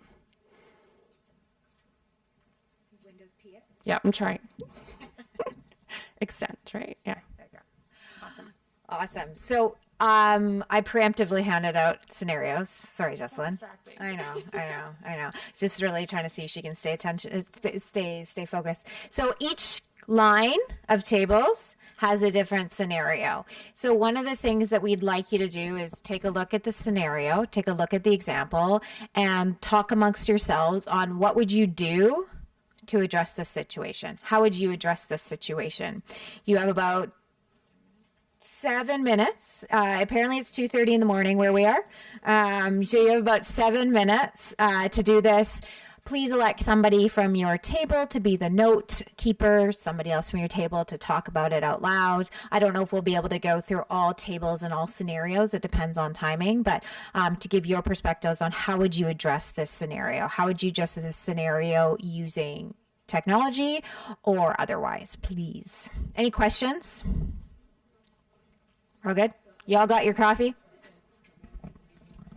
I'm super thrilled that everybody's really enjoying this conversation. But we're at 2:45 on my clock, 11:45 I think here.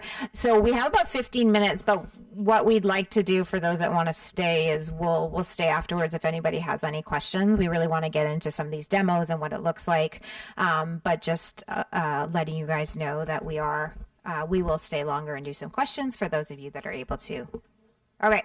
So what I'm going to do is I'm going to ask for a volunteer from each of the 3 scenarios to talk about what it is that you were going to do. What is your solution? How would you answer this question? From there, what we'll do is we're going to show you one of the examples on the Fuel iX platform, along with a couple of different other LLM models. And then we're going to go into Wasikan and what Wasikan's model looks like for all 3 scenarios. Because I always like to know what I'm doing next. So can I get a volunteer from line 1 here, which I believe was scenario 1? Any table want to share what your scenario was for the broader group and what you would do?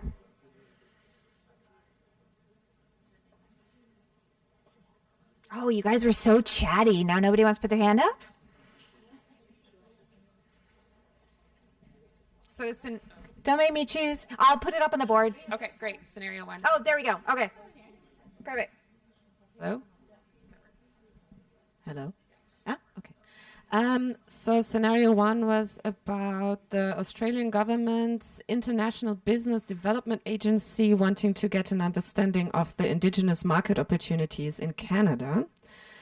And we work for them, and we have done some research, but we were about entering the market and unsure where to start. And we didn't discuss until the very end, but our very first ideas were like, do we actually have to do this? Like, is this actually necessary? What is our motivation? Like, what is the Australian government's agency's motivation? What's their interest? Have they experience in doing this maybe in Australia, or like, is there any national experience that they can draw from? And yeah, like try to also better scope the whole question within Australia, like before even looking into Canada, like seeing, okay, what do you want, from whom do you want it, and where is that information? So like really a very basic step. And then when we look into Canada and we say, okay, there is actually a case and it makes sense, then first of all, check for the readiness of the communities in Canada. Like, are they, what do they need? Or actually, how can we actually access them? Check the administrative situation.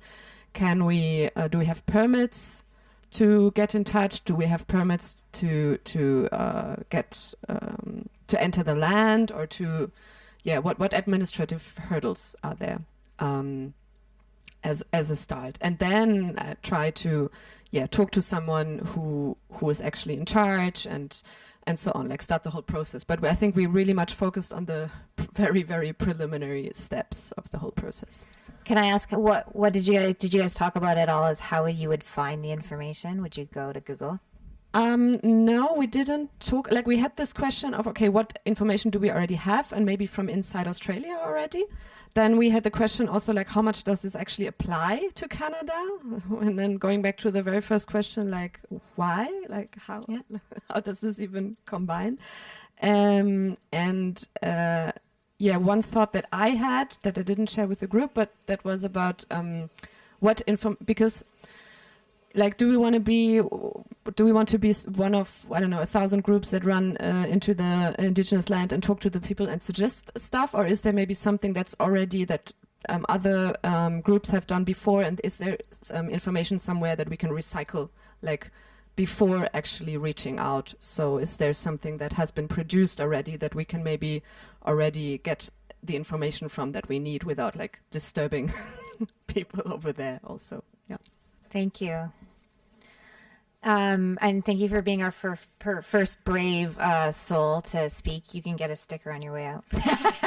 So we're going to move into scenario number 2, and I can't choose this table at the front because it is stacked with Telus team members. So if I'm looking at scenario number 2, if I could have a volunteer from one of the last 2 tables. And I have popped it up on the screen. Great. So our scenario was that we are working at a health organization, and we are reviewing a proposal for researching on juvenile diabetes.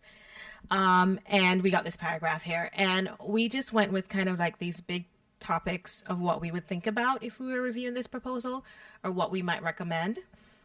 The first one is what we call like reciprocity and relationships. So we would ask the researcher, like, how do they plan to explore this research? How do they plan to think about the questions they're asking, and that making sure that it's not just very extractive as researchers can be. Both of us are researchers, so we've had this talk. So we would think about that, of how we'd make sure that we're going into the community in the right way. And then the next thing is definitions and assumptions. So we see things like poor diet, living conditions, where are those definitions coming from, who's making the assumption, what perspective. So things like that we would think about. And then the third point would be the outcomes, and like thinking about who are these outcomes serving. When we're done with this research, what will be the point of it? Who will be involved in making sure that these changes are implemented, if they're changes, making sure that the things are not just so transactional, or thinking about it from more of an anti-capitalist or less capitalist perspective. So those are the 3 points that we would think about as researchers, or what if we're going to approve this research proposal. That was awesome. Thank you. And I'm going to go into the third scenario now. And so we need a volunteer. So on this next scenario. Okay, thank you.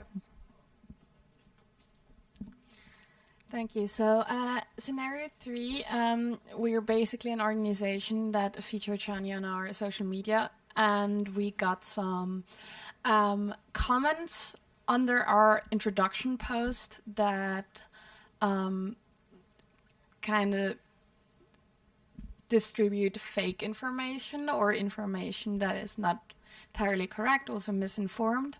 And the question is how we would handle this. And we talked a little bit about social media is also, I think, very specific way of communication. So in social media, it's really important to answer quite quickly, because if you could kind of just leave the comment for a week and answer, then people will not read it anymore. And a lot of people will have read that comment, and that's the thing that will be stuck in their head. So it's kind of important to respond quickly. And also, as an organization introducing Shani, you do have some educational role, like you cannot just leave it standing and leave the fake information in your comment section and just accept it. And then we talked about different options of how to reply to this. So either you have an expert, or in the best case scenario, actually a person from the Indigenous community that can respond.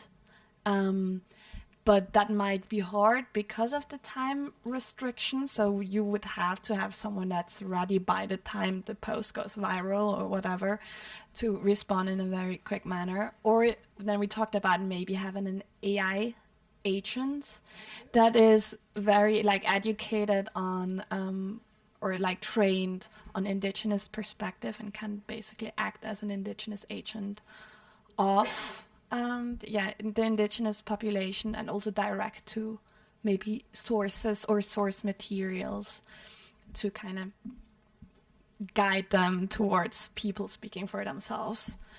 Or also just having or be able to flag a comment and give some background information instead of maybe just commenting back or something like that. That's awesome. Thank you. And I think one of the consistent things that we heard throughout is you guys talked amongst your tables. What should we do in this scenario? How do we do this well? How do we do this with reciprocity? I heard here, how do we make sure that, I love the conversations about juvenile diabetes. Well, how are you engaged with the community, right? These are conversations that you're having amongst yourselves when you're trying to solve a problem, but sometimes things happen in real time. Sometimes team members are stretched and they're like, I'm just going to put it into the AI engine and it's going to tell me what to do and I'm going to have to trust it, right? And I think that's what we're seeing more and more and more in the workplace, and which is why organizations like Shani and why Wâsikan are so important, because how do you leverage the technology to help you advance some of these conversations? And so we're going to just focus on scenario number 2, just from a time constraint. And what we're going to do is, what I want to show you is a couple of different examples of, you guys had a conversation about it and you asked some really good questions. What do the different models do when you put that in there? And so, can we see the screen? Yep. So what you can see on the screen is the question at the top. And you can see it from 3 different models: GPT, Llama, and Gemini. And then there's a bunch of numbers behind it. And so what you can see is there are the question that we asked, and then how they answered the question. It's like, wow, this one's very long from Llama. It's, how can I help? Oh, here it is down here. I made some changes. You need to use more inclusive language, use more precise, emphasize the complexity, highlight the importance of culturally informed healthcare. Doesn't really answer or ask any of the questions that you just asked, or tell you to ask any of those questions that you just asked. When we look at GPT, it just says improve the text. Thank you, and you can make this text better. And then when we look at Gemini, it says, here are some of the changes that we made, but it doesn't talk to you about how we could make them better. It doesn't talk about why you need to make these changes. which are all really important, right? This is the work that we do, the work that we need to do is about educating, it's about learning, right? And you can't just learn by going, okay, please change this. So then we popped it into Fuel IX. And same scenario, same question, exactly the same. And Fuel IX starts popping out things. You know, this contains significant issues that need to be addressed before proceeding. Here's my review from an Indigenous data sovereignty and cultural sensitivity perspective. Medical inaccuracy, issue around type 1 diabetes and corrections, problematic terminology. And, you know, Shani's going to get into this, but it says, you know, Indigenous Canadians or Treaty Indians are outdated, which isn't true. Treaty Indians is not an outdated subject. Harmful stereotyping, this perpetuates this. Lack of Indigenous partnership, you know, that was one of the things that you guys exactly talked about. How are you partnering? And then it also ties it back to UNDRIP, right? And what are the violations? How does this connect back to UNDRIP and what UNDRIP says? And then it goes on to recommend revisions. This is how you should improve your paragraph. But then also more specifically, these are some of the things that you should be doing. Are you establishing Indigenous partnerships? Are you implementing an Indigenous data governance protocols? Are you obtaining FPIC? You know, it goes on and on and on. And then it also talks about data sovereignty requirements. And it basically says you cannot proceed in its current form without significant revision and genuine Indigenous partnership, right? And I think that shows you the different, when you put something into different models, it's going to give you different outcomes, and those outcomes aren't always going to be helpful. Quite often they're going to be harmful, which is why it's so important that when we are using these tools, we're thinking about it from that perspective, but more importantly, we're working with Indigenous organizations who are creating tools, who are creating data that actually helps you make better proposals. In the Australian context, it's the same thing. If you're going to go into Canada and work with Indigenous communities, you want to have conversations about that. So I'm going to turn it over to Shani for her World Geneva premiere of what this looks like in wâsikan. And then you just click. Yeah. I know we don't have a lot of time, so I'll try to be quick. I didn't think we were going to have, I was worried about the internet connection, so we just did videos to show you. So here's your scenario. One of the ways you can do it is you put it into your writing assistant, and then it analyzes. It's not super fast, but it's coming up, analyzing. So here, and then it underlines and it shows where there's issues detected in the writing. And then overall, it gives you the potential issue detected, and it gives you an overall suggested improvement, which is, you know, very similar to what some of you had shared. And I love actually how everyone is thinking about like the why before. It's my favorite question to ask in the whole wide world. And that's where we're hoping that a lot of this, like when you have a whole report that goes in, essentially that it will be asking you, why are you doing this? But at the same time, in this scenario, it is showing that these are all real life scenarios that have happened to me, where someone says, I don't know if this is right. Can you review this for me? And this doesn't just happen to PR and communications people, it happens to all Indigenous people.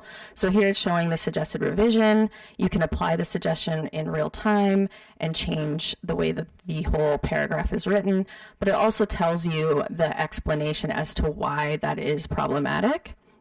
And so he's going through each issue here, giving you the content issue. When you click on it, again, it gives you the suggested revision.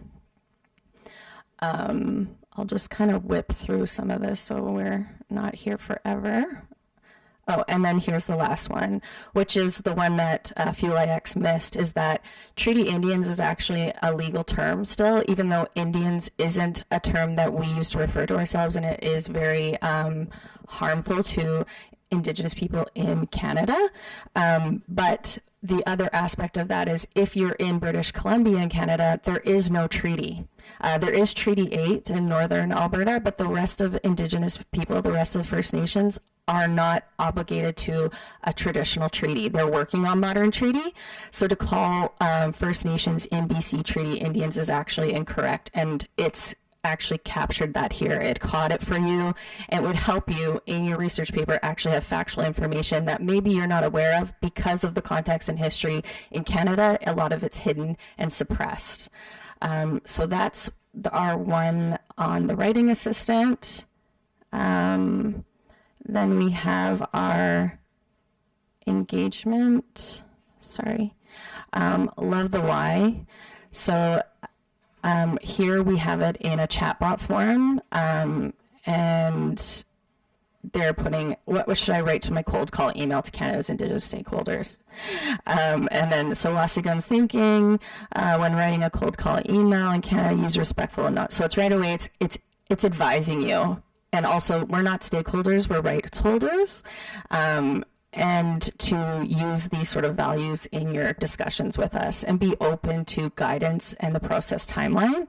And so as you continue to chat with it, asking it what's the best engaging for Indigenous stakeholders, again, it's going to tell you that we're not stakeholders, that we're rights holders. And if you were using it in your writing, it would actually say to you, stakeholders is a harmful term because when newcomers came to Canada, they actually put wooden stakes in the ground to claim the land. And so we don't identify as a stakeholder. We're the inherent rights holders of the land. So this person continues to have a chat with them. I think at the end he says something like, oh, what are protocols and why do I care? And so in a lot of communities, when you're meeting with an elder and knowledge keeper, everybody has a different protocol. And so here it talks about actually talk to the person that you're going to talk to and do they have protocol? Because a lot of people just assume we take tobacco, but people take different things and they also want to talk to you beforehand. So this chatbot, it's still new in its development. Like we just finished parts of it last night so we could show it to you. So we're still evolving it and giving it more data, but as you can see, this is not information you're getting on ChatGPT. This is not information you're getting anywhere on an AI system, and it's going to help guide you. So in the last option I can show you is how it works on Facebook, which I appreciate the comms lens on that. As a comms person, it's like, yeah, get on it right away. Don't let it sit. So here's our little Bob Testy. I don't know why he named it that, but that's his thing. So here it says, so they sign into the application, and these are the options we have on it right now, which is blur and underline hate speech. So when he goes, now you actually can't see. It blurred it for you. If you're an Indigenous person looking at this, you're not going to see the harmful content if you don't want to. When you scroll over it, which he's about to do, it reveals itself. And then it tells you why this is harmful, which is that I actually can be both First Nations and Métis, but the Canadian government won't give me citizenship of both. It's a way of erasing our identity and who we are, but I have First Nations ancestors and I have Métis heritage. So that is something that I can be. The other aspect of this says, sounds suspicious.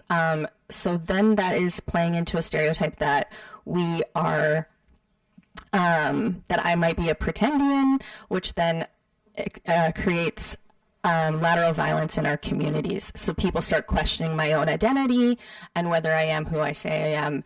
And then we have to go through validation process through my own community of identifying who I am.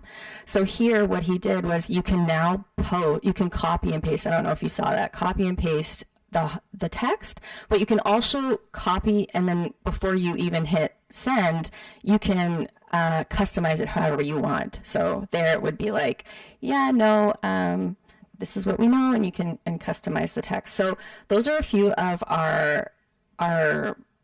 the ways that we have provided for you today, some scenarios. But what we want to do is that a lot of what you talked about today, which is so awesome to hear in this room, is when you ask it a question, it's asking you why. It's saying, or have you talked to community? Have you engaged community? Have you, what are the steps you've taken to this that have gotten you to this point? So it is holding you accountable, but the hope is that it never replaces Indigenous people, because it is still going to get things wrong. And so that you are checking it with the community that you're working with in question. And so we're working on different ways of making this available.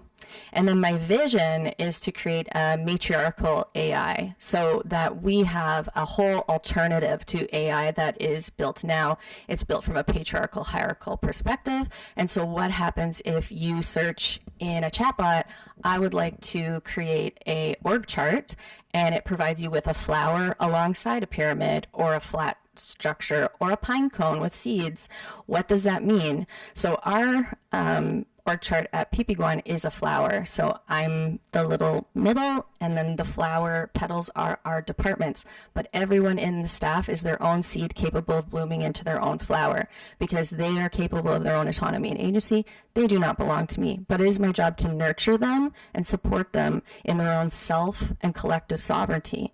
How do they see themselves as part of the flower, but how do they see themselves as their own human person? So that's what I'm really hoping to do, is how do we provide knowledge that looks like this rather than colonial knowledge is the knowledge. Much of what I talked about before. Knowledge is relationship, data is relationship, relationship is also science. And so how do we create a chatbot that's going to give you alternatives? Because Indigenous knowledge and Western knowledge from across the world, they work together always, always, always. So that's my hope. Big vision, big dream, and we're making progress with our our Elders Advisory Council, and we have elders that are 80 years old using AI and loving it. So it's possible.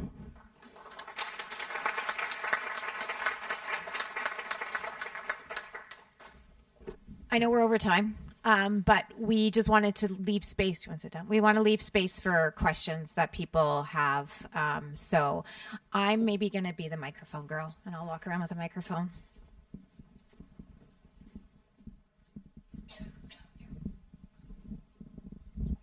Thanks so much for demoing the Indigenous AI.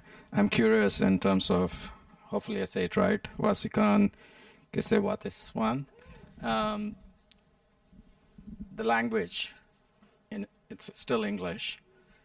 How about Indigenous, or a language that is native to you?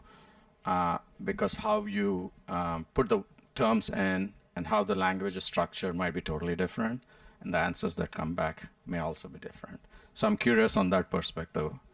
And especially because I try to take the view that I'm a Indigenous elder, knowledge holder, as you said, and I tried to take that persona on to craft the proposal. That was part of our exercise. So I'm curious in terms of language as well as the mindset, right? The worldview that you folks have that we want to ensure is brought into the discussion. Thanks. Absolutely. Thank you for such a good question.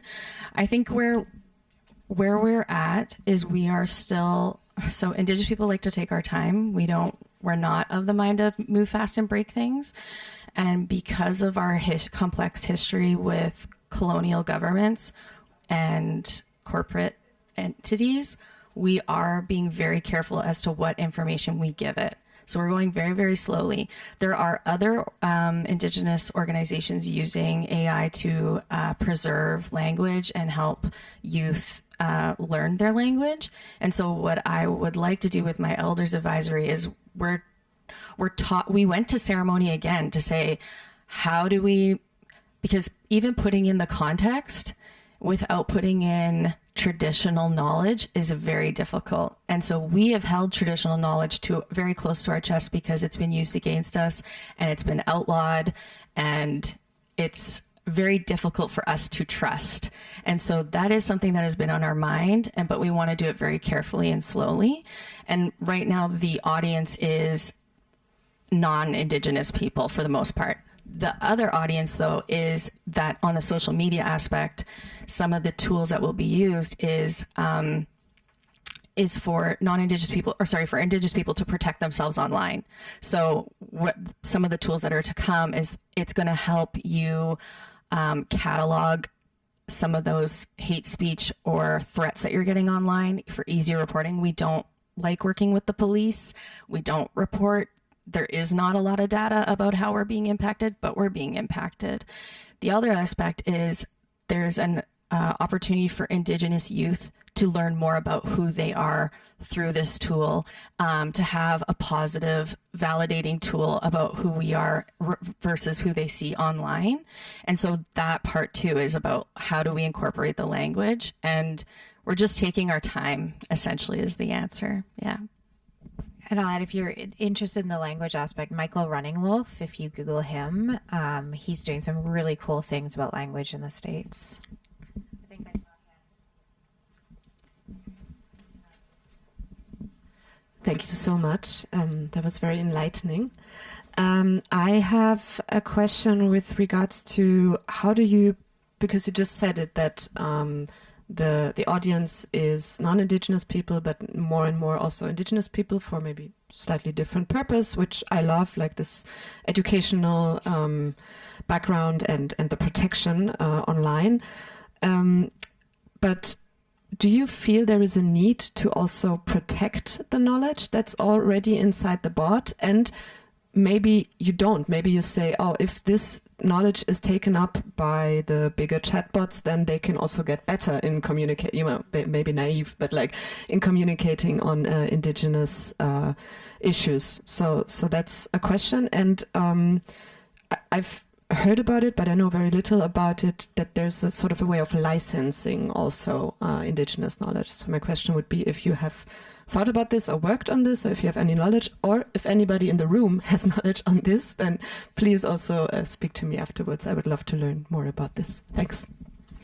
Yeah, thank you for that question. And I think, again, it goes to why we are working slowly with elders in community and the different communities. So as we are growing, we're engaging different communities, because AI really thinks of us as just a homogenous people, but there's like over 500 communities in Canada and languages, and we look at things differently. Even if you've heard of like the medicine wheel, people typically use that more in the prairies of Canada, and even the colors they use are different depending on the nation that you're talking to. So yes, you can license. We are looking at ways to license this tool. For now, what I've been told is that we can proceed. And that's how I get validation on how to work with my community, is they're involved in it just as much as I am.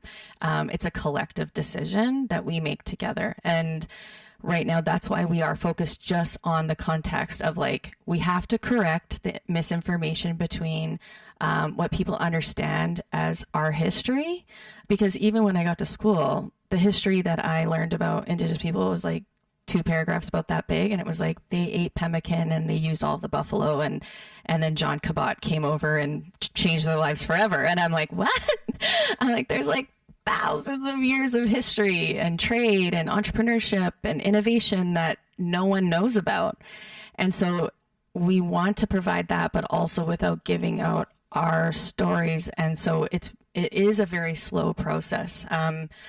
But what I've been told by the elders who I have from across Canada, and through that, through my own brand and my own relationships, is that I've been cheered along to do this, and I've had other communities, even some of the people on my team are from Bangladesh.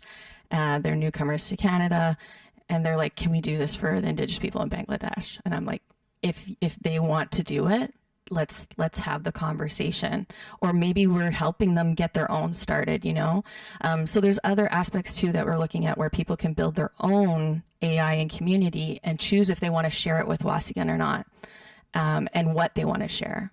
So there's lots of ways of doing it, and I'm just continuously staying open and making sure that we're doing it safely and very protective of our people.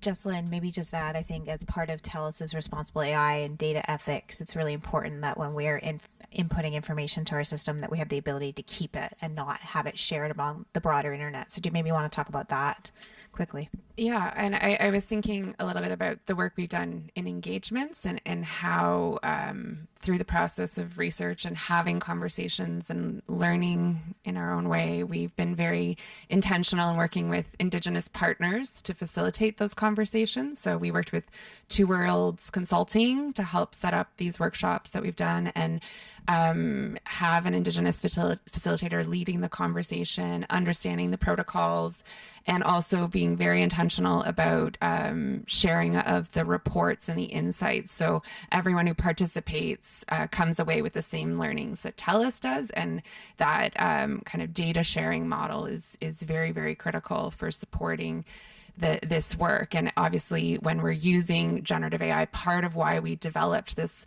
Fuel iX platform is so that we could have control over the information and be very selective about how we set up the models that are on the platform and where the data has to stay within our own environment. So it was built to be a walled garden that allowed our team members to be able to innovate, to see the possibilities, to find those opportunities where AI can change the way they work for better, and learn and be experimental, but to do so in a way that was completely safe and secure. So I think understanding the licensing and the way AI is set up is so critical for supporting that broader journey. We have one more question over here, unless someone puts their hand up. Thank you so much for the session. It's been super interesting. On the topic of generative AI, I was wondering what you think about how much of the responsibility lies on the people designing the AI models that are trained on Indigenous data, such as artwork, for example, or whether it's more like relying on the person writing a prompt about it.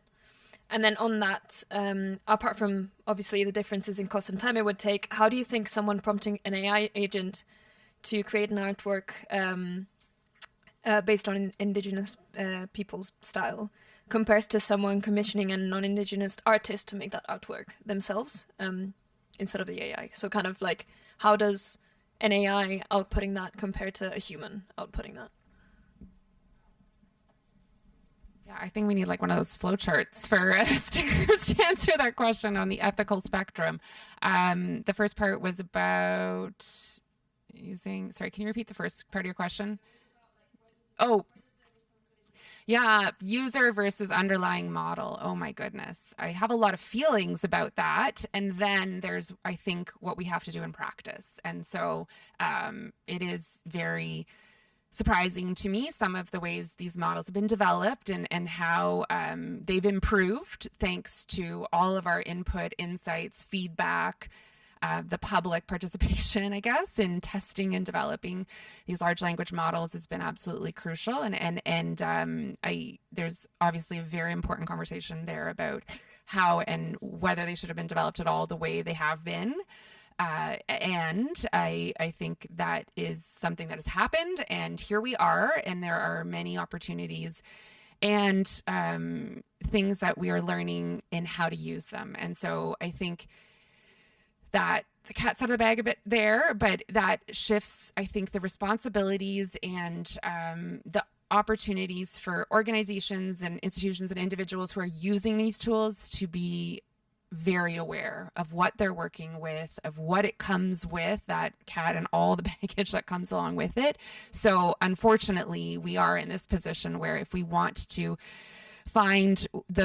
make the best with what we have, we really need to be diligent and do that training and awareness and build prompts that work as best as they can. And that responsibility is on all of us, and we spend an incredible amount of time helping our team members understand that, to see both the capabilities but the limitations, and also wherever we can, trying to automate those solutions and improve and augment. And in fairness, it's hard to imagine all the different things an LLM will be used for. So there is definitely always going to be a role for the end user to make it fit for purpose.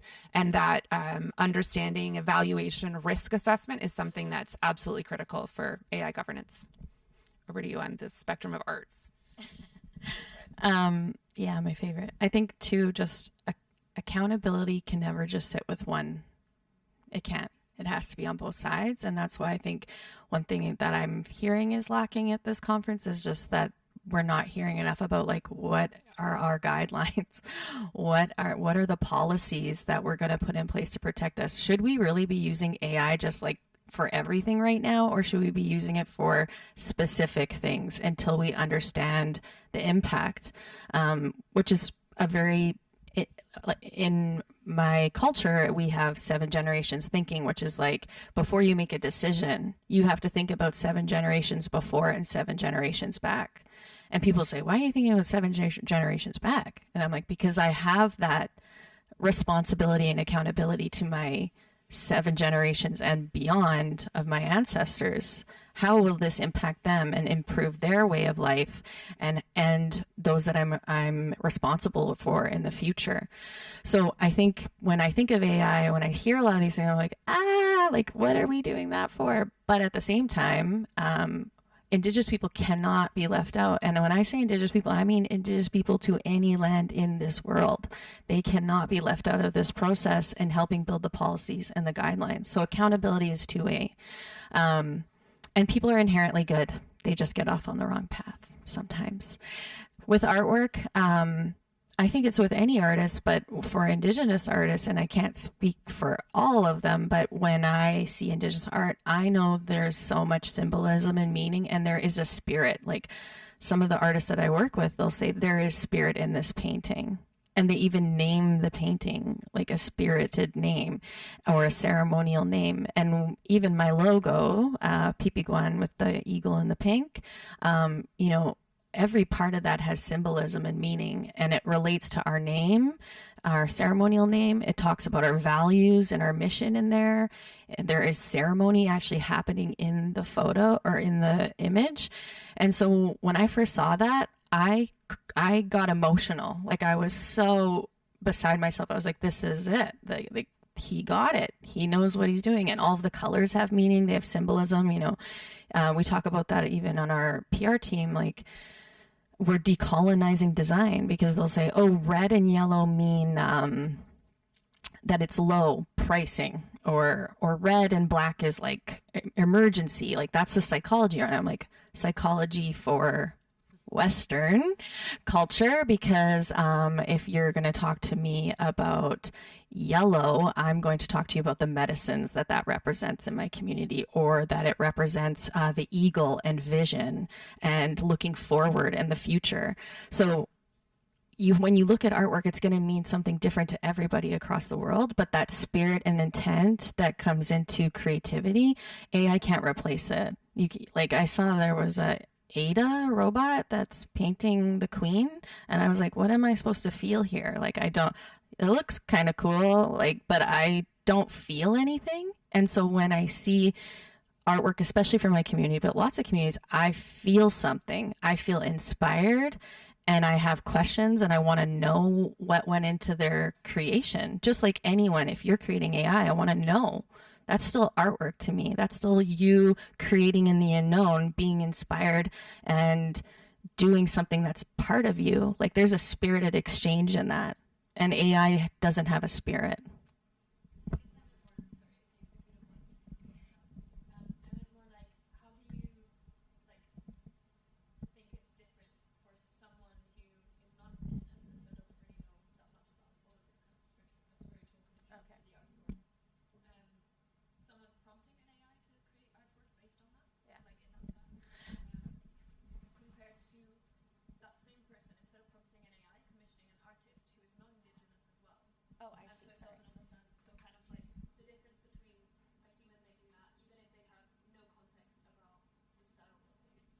Well, first of all, if you're prompting AI to create Indigenous artwork, you're going to get something very stereotypical and probably not, it would be like, so I asked generative AI to show me a sharing circle, and it probably combined all of the Indigenous people in this room and beyond from the world into one homogenous person holding a rock, sitting around a fire and smoke, and we had feathers and beading and embroidery, and I was like, who are these people? So you're going to get something like that. It's not genuine, it's not authentic. But then if you commission art piece, again, that's that spiritual exchange. You're also benefiting someone's livelihood, who this is what they do for, I would assume, for a job. And they're going to build something that's for you. They're going to create something that's for you based on what you are thinking. Like maybe you're like, I love purple and I'm very feminine and I want to I want something that represents this part of my life, well, they're going to come with you with a spiritual exchange in that artwork, and it's going to be a part of them and a part of you. But it's not for you to create because it's not something that you own or know about, and you have to have that respect for the community.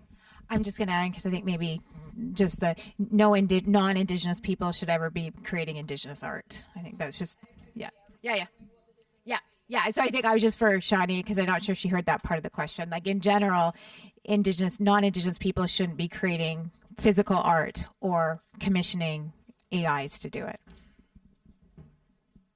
We have one more question. I just wanted to name that I think everybody in this room is here because there's something in the question of how do we honor every person in this world, in this future that we're building, and there's this longing.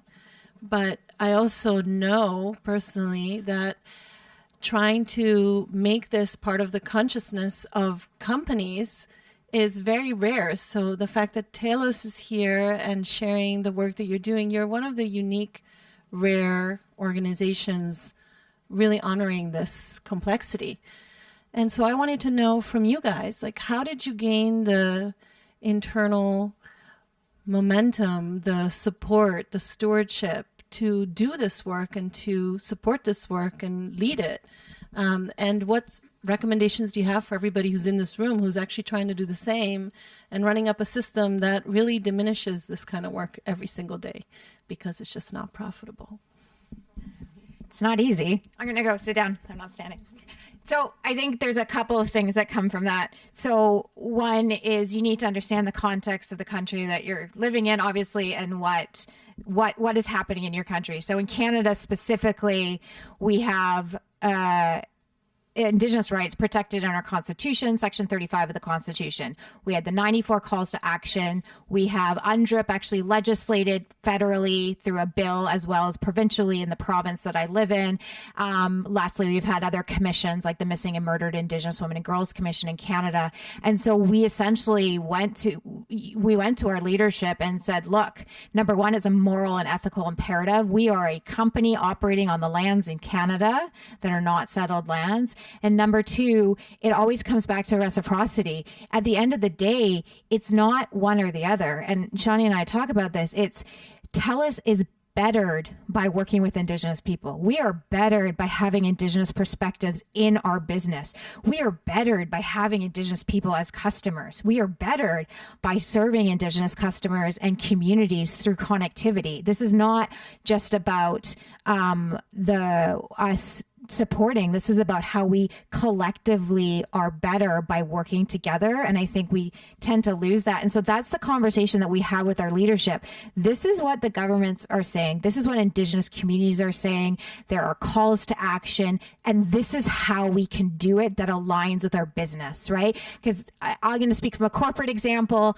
It always comes back to how does this align with our business? We are doing connectivity, for example. So we have a responsibility to make sure that we are working with Indigenous governments to connect them to the internet. And that, again, benefits Telus as well as the community. When it comes to culturally responsiveness and relationships, you can see on the table, we as an organization, when we understand our customers, we can do better. When our team members understand our shared history, we do better. We all collectively thrive when we understand each other. And so we went through that with our leadership and we said, this is what we want to do. We want to make a commitment and we want to make public actions, not dissimilar to the already existing ESG commitments that companies make. We're very lucky as an organization. We have a very progressive leadership. Our CEO was incredibly supportive and our board of directors was incredibly supportive. We have Indigenous representation on our board of directors as well, who also co-chairs our Indigenous Advisory Council. And so they actually monitor our progress on how well we're doing against it. The other really important thing as an organization is that you need to find the intersection points between what the context is in your country and your business. You cannot copy and paste this. It's not going to look the same for every single organization, every single company. It's going to look different. So understand what the intersections are with your business or the work that you do so you can frame it in that way.